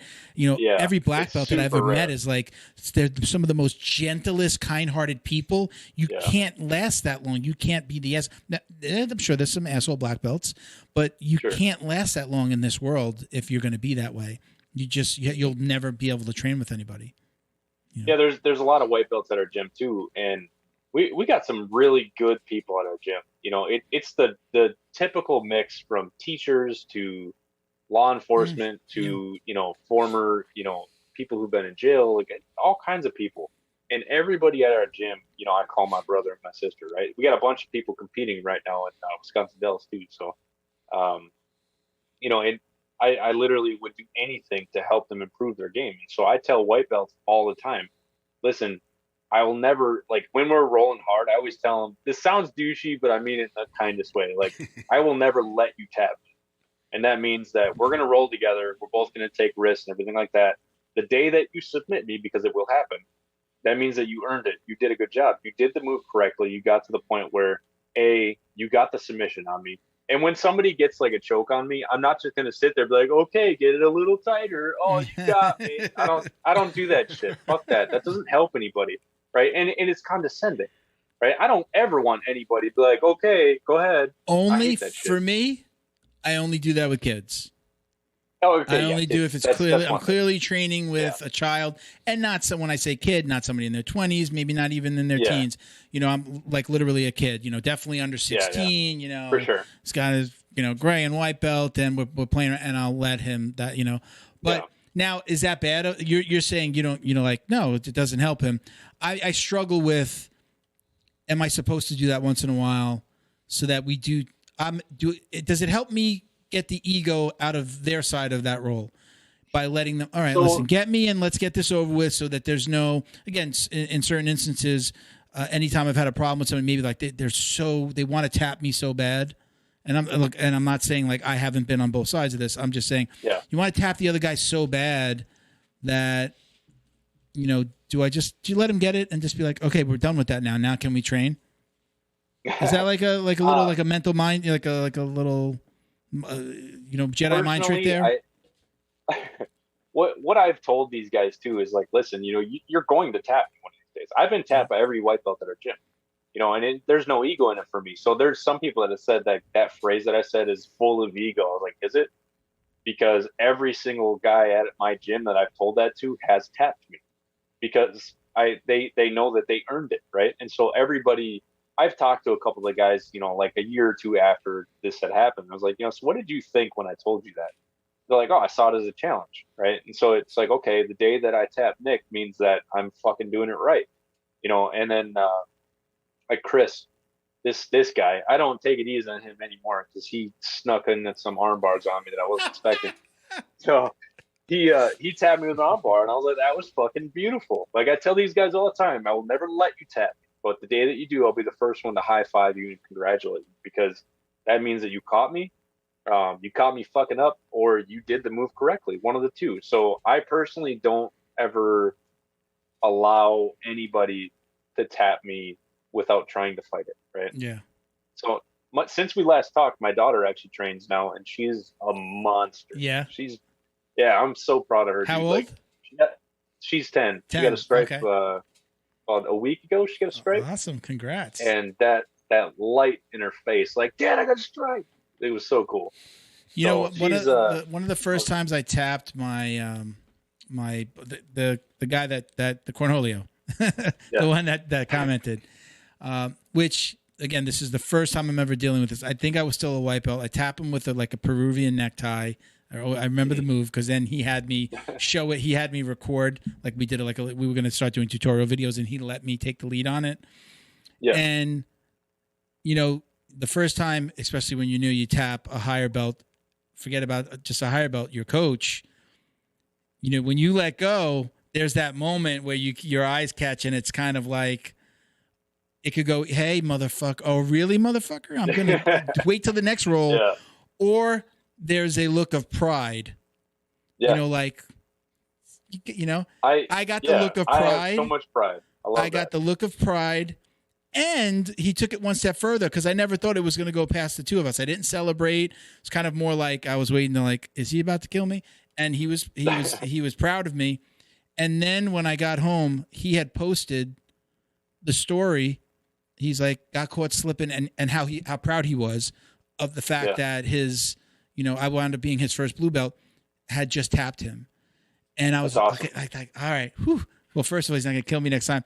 But when I did go to the gym next time, he did this thing where he goes like he was opening up the encyclopedia and dusting it off. He was like, I had to go home and go like this. He's like, I had to open up the book, dust it off.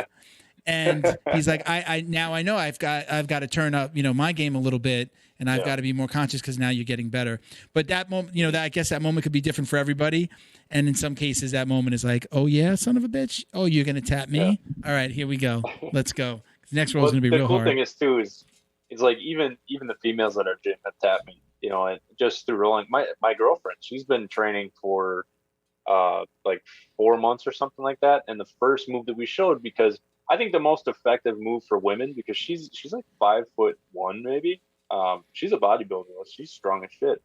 So I showed her the cross collar choke because that's probably one of the most effective moves for the smaller individual to choke on a bigger individual, whether you're a boy or a girl.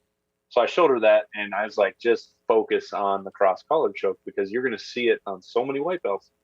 So we're fucking around and rolling one day at the gym, and then next thing you know, I do this slow reach over. The next thing you know, she's got a full cross collar on me. Like, oh shit. And so I start fighting hard. I was like, I am not about to let my girlfriend tap me out, but she sunk it in perfectly. She had her arms in together. She pulled it in tight. She sucked it in. And the next thing you know, I'm just like, fuck, I'm not tapping. But I told her about the blood choke. Like, once you get it, just sit there, hold it. It'll go on. The room starts to get slowly. Yeah. It starts to get darker and darker, and you see that one little bit of light. Oh man. Yeah. It took like 10, 15 seconds, and I tapped. She didn't let go. I was not. Nice. I was going to hold it as long as I could, but she did what I told her. She did not let go, and she tapped me the fuck out. She still doesn't believe that she did it. I have to tell her all the time, like, you did that. She's been training 4 months? Did it correct. About 4 months, yeah. How long have you been together?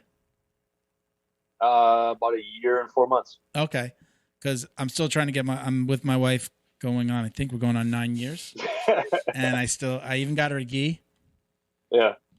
Cannot get her on the mat. Can't even get her to play around and like, let me show you something. Yeah. She wants nothing to do with it. She does, but she's like kickboxing. Like I joke with her. I call it dance fighting just to make fun of her a little bit. But she does like the kickboxing cardio kind of classes, and but like a good place. She's in a good school. I joke with her though. I gave her one thing I wanted to do is I actually wanted to do a gi giveaway. So that's right. We talked about it. Yeah, I just got some brand new Warriors Next Adventure gis. They are only available on the PTSD versus Jiu-Jitsu tour. However, I am going to give one to you guys to give away. Okay. So I only have A1 through A4. I can only order 50 gis. So no fatties up front. All you fatties out there. Guys. Sorry, guys. I got an A4, but and I could say fatties because I'm busting out of my A3 right now. I'm busting out. Somebody made a comment the other day. He's like, "Yeah, he bought a new gi." He's having a conversation in another part of the gym. Yeah. He said, he goes, "Yeah." But when somebody shows up at the white gi first time ever, it's just like. It's like a shining light in the corner. Yeah, right? It's like, oh, brand new gi. Let's get some blood on that. So I hear him go, yeah, I had to buy a new gi. He says, my stomach was coming out of the front of my gi like Milton. I said, I heard that. I heard that, you son of a bitch. So we had a guy come back after COVID because we had a jiu-jitsu speakeasy kind of thing going on. So I've heard about a lot of those. TJ had one of those too. There's what did he call it? Murder. People. TJ called his. What, Bo? Do you remember what he was calling it? Murderers something. It was a murder. I forget. I'll remember. But go ahead. I'm sorry. Murder gang or something like that. There was one guy that got back from after COVID because he took the whole quarantine thing and everything. And he came back. He's like, man, all of my gis got so small during COVID. Yeah. I was like, bro, I'm pretty sure you're about 40 pounds heavier, bro. Is it the gi or is it me? Yeah. So they're OD green gis. I'll send you guys some photos and stuff like that. So I don't know if you want to, show them off. You guys can do the giveaway. Why don't we do? Let's do the best giveaways that we could do as I'm thinking about it now. Let's do something on Instagram, so we can kick up your followers. We'll have people do the old, follow them, follow us, share this image. So send me some pictures of somebody in the gi or pictures of the gi. I'll have some images made up, and then we can start posting. Up to you. I mean, since maybe just do it for 2 weeks since you can already be on the road by then, so we can get preferably before the 20th because I have to be packed up ready to go on the 20th. Okay, so we'll do it. Send me the images after this. By the time this airs, we're gonna already have the contest running. Sweet. Okay, awesome. And then we'll do we'll pick a winner kind of thing. I use a little app to pick the winner from all the people that submit. Oh, perfect. Yeah, put all their names into an app now and just let it completely automatic. And that'd be cool. Yeah, and we'll get some eyeballs on your page. And which you do your personal? Do you kind of promote that side too? With the Nick Explores Everything, right? That's one of your handles. Yeah, I don't really use it for WNA stuff for the most part. I mean, a lot of the adventure stuff, like climbing mountains and stuff. Of course, I'm going to post pictures of me climbing mountains. It's awesome. But I will use it for promotional stuff if I need to. So, Warriors Next Adventure is usually the one to go to. I run all the social media too, so I mean, I'm not hard to get a hold of. So, if you want to tag the Nick Explores Everything too, I'll post on there too. So back to your girlfriend now. Did it take a lot to get her on the mat? Was it something she wanted to do, or was it like, come on, babe, come, you should come in? How did it happen? I'm 9 years in, and I haven't found the magic. Well, we lift weights together, and so we also do what's called acro yoga. I don't know if you've seen any of our pictures, but we talked about it last time. I remember. Yeah. So we do a lot of acro yoga stuff, and we do a lot of like acro stretching. And she's got a business called Rebels and Renegades, so she actually teaches a lot of this stuff. And so I'm her male dummy. Gotcha. But we do a lot of active things together. And so finally, right around the time where I was really convincing my daughter that she needed to start jiu-jitsu, I had a conversation with my girlfriend, and she actually started jiu-jitsu. And the next thing you know, my daughter's like, okay, I'll do jiu-jitsu. Yeah.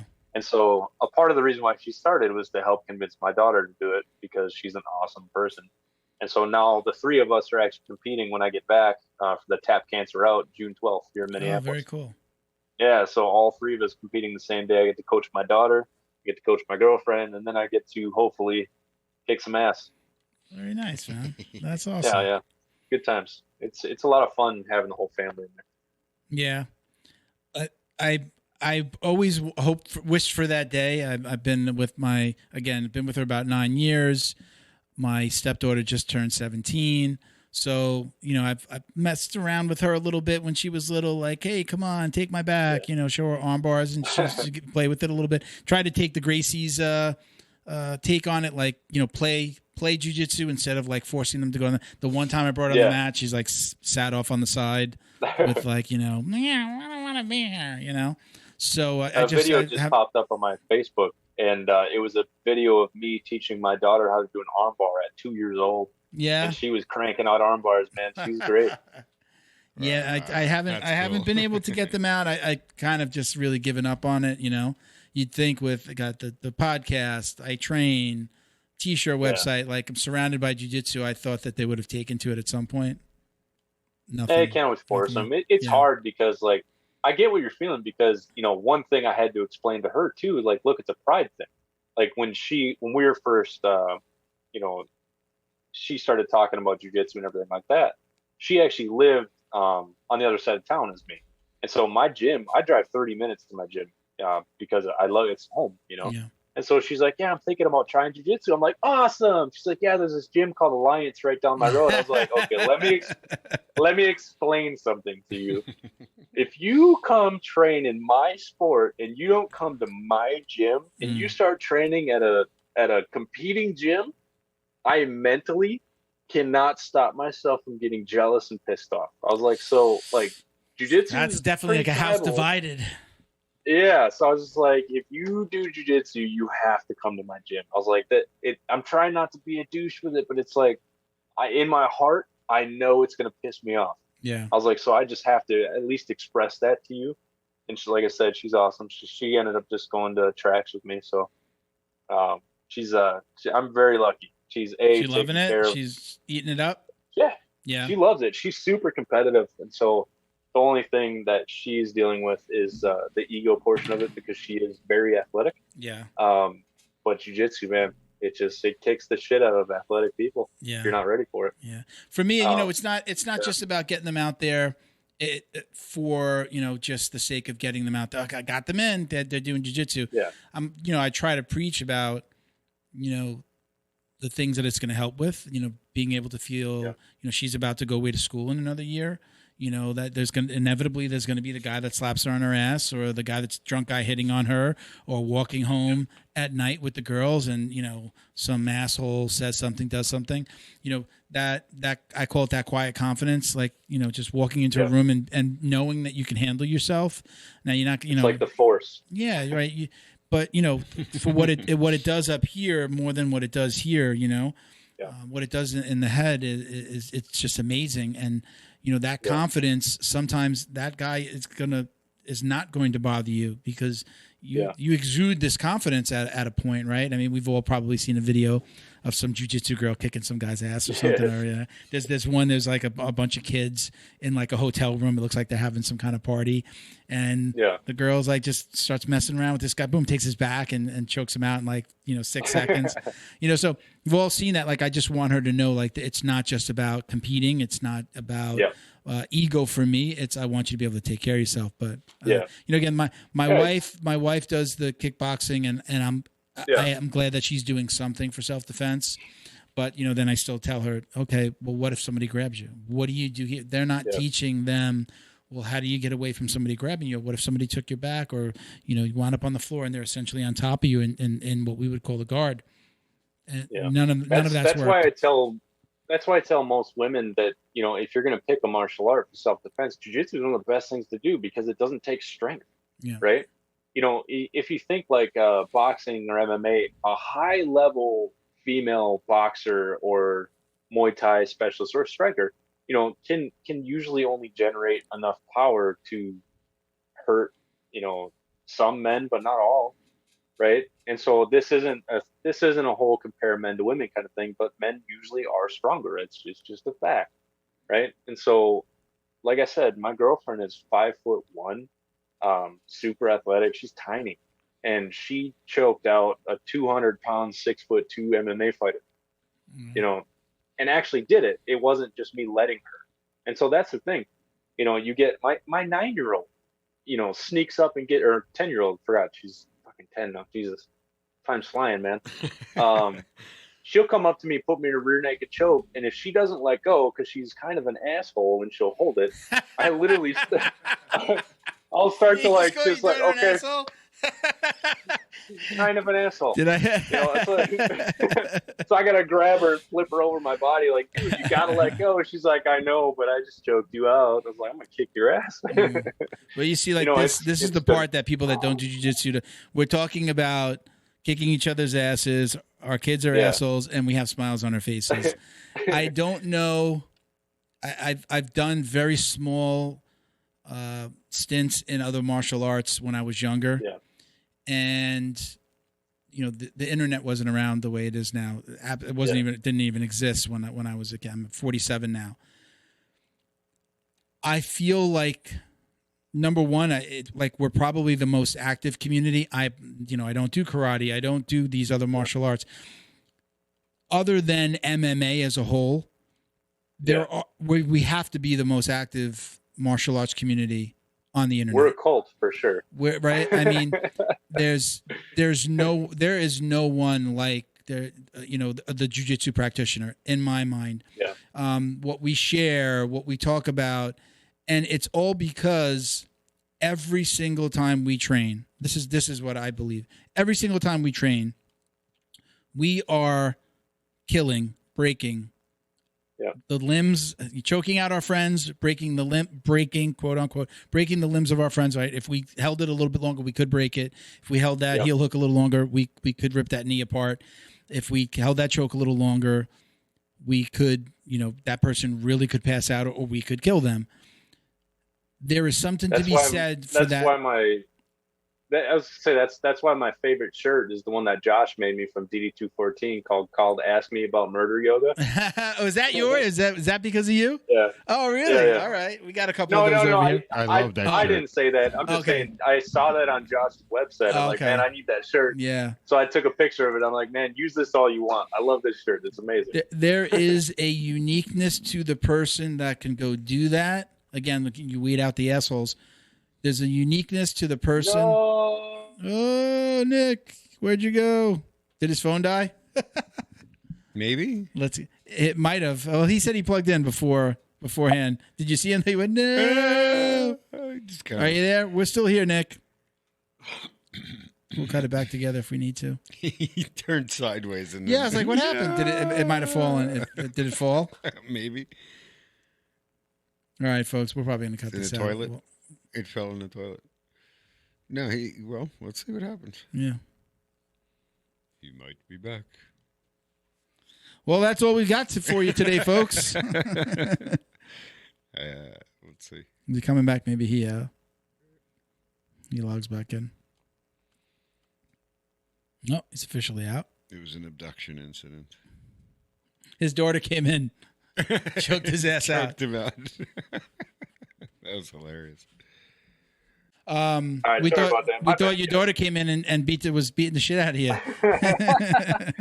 No, dude, it's my phone sucks, man. It doesn't charge unless it's plugged into the wall. I thought it was charging on the computer, but I guess it wasn't. So sorry about that. No worries. I forgot exactly where we were. We were talking about. I'm assuming you're going to cut this, huh? We'll try to figure out how to cut it back together. But I think the wife just messaged me that she wants to come home. So we're going to start to wrap things up. So we'll let Bo figure out how to cut it together. We were talking a little bit about just let me figure it all. Yeah.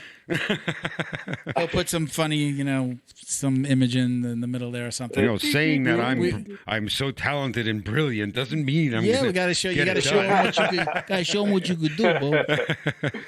So we do got to wrap things up though. Anyway, so let's talk a little bit about. Tell everybody where they can find you.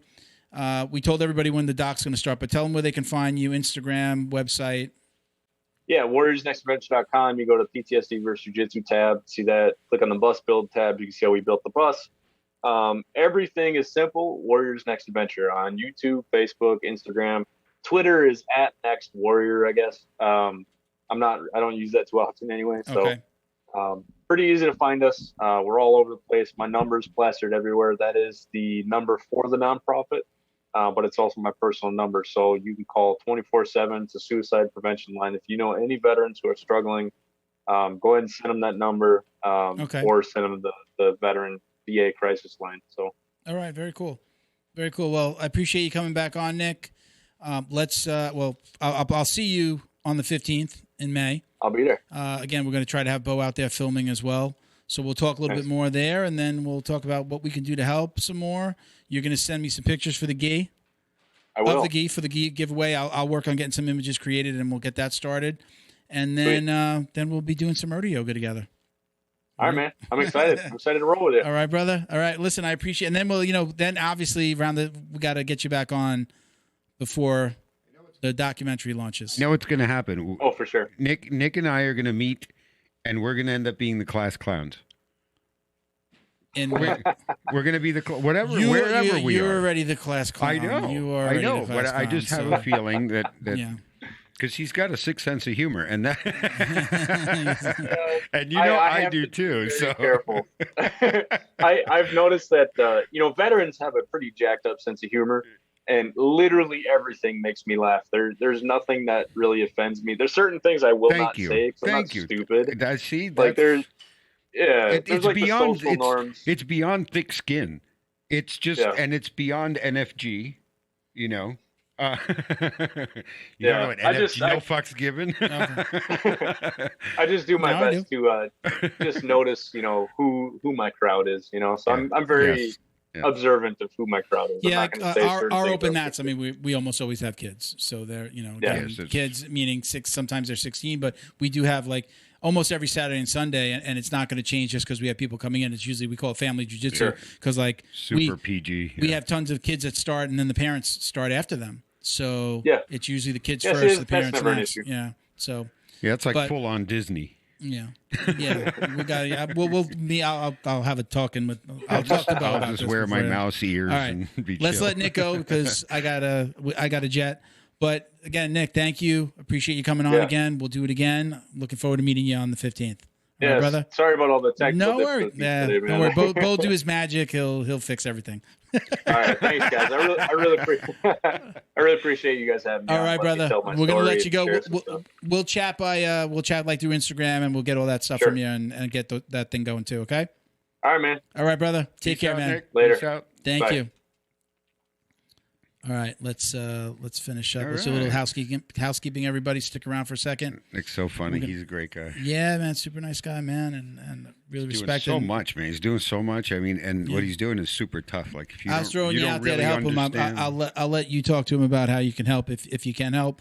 But if he's going to be, doing some stuff on his own, I think it would be really cool to maybe help him out with the post-production. Or even a little consulting or something. Depends, whatever works. So. All right, so let's get to our housekeeping real quick. Don't forget about our foundation GoFundMe link is in the description. You can find us at Jiu Jitsu Dummies on Instagram.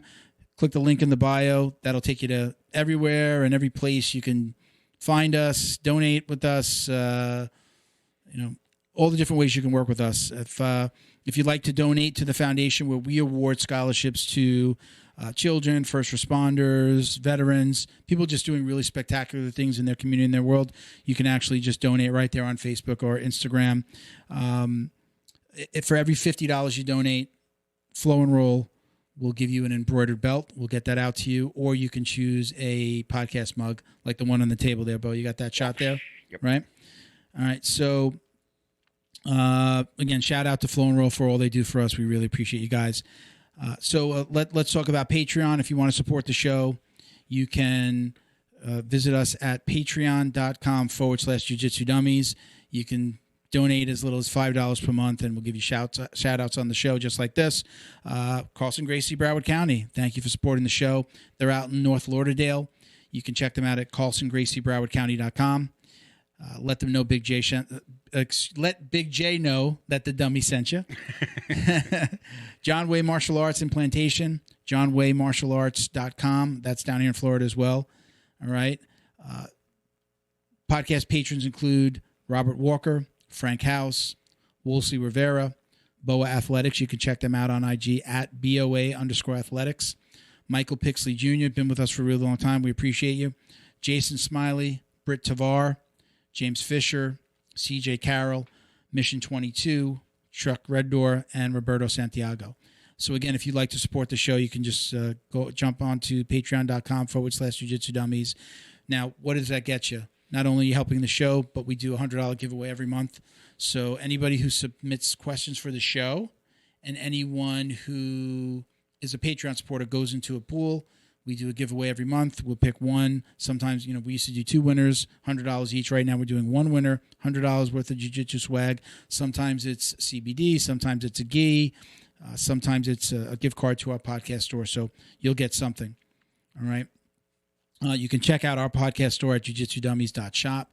Get 15% off with code JJD. All right. Fightback CBD. You can get 20% off your CBD order at fightbackcbd.com with code JJD as well. You can support the Jiu-Jitsu Dummies Foundation with Amazon Smile. Again, check out our Instagram. Again, at Jiu-Jitsu Dummies is the main Instagram. Click the link. You'll find out all the different ways you can work with us, help us. Is that everything, Bo? You got anything? I don't know. Trying to go fast. Possibly an STD. Family's home. I might have and I'm STD. starving. All right, you can check me out at Uncle Milty BJJ on IG. Thank you for watching, everybody. Appreciate you guys. Us.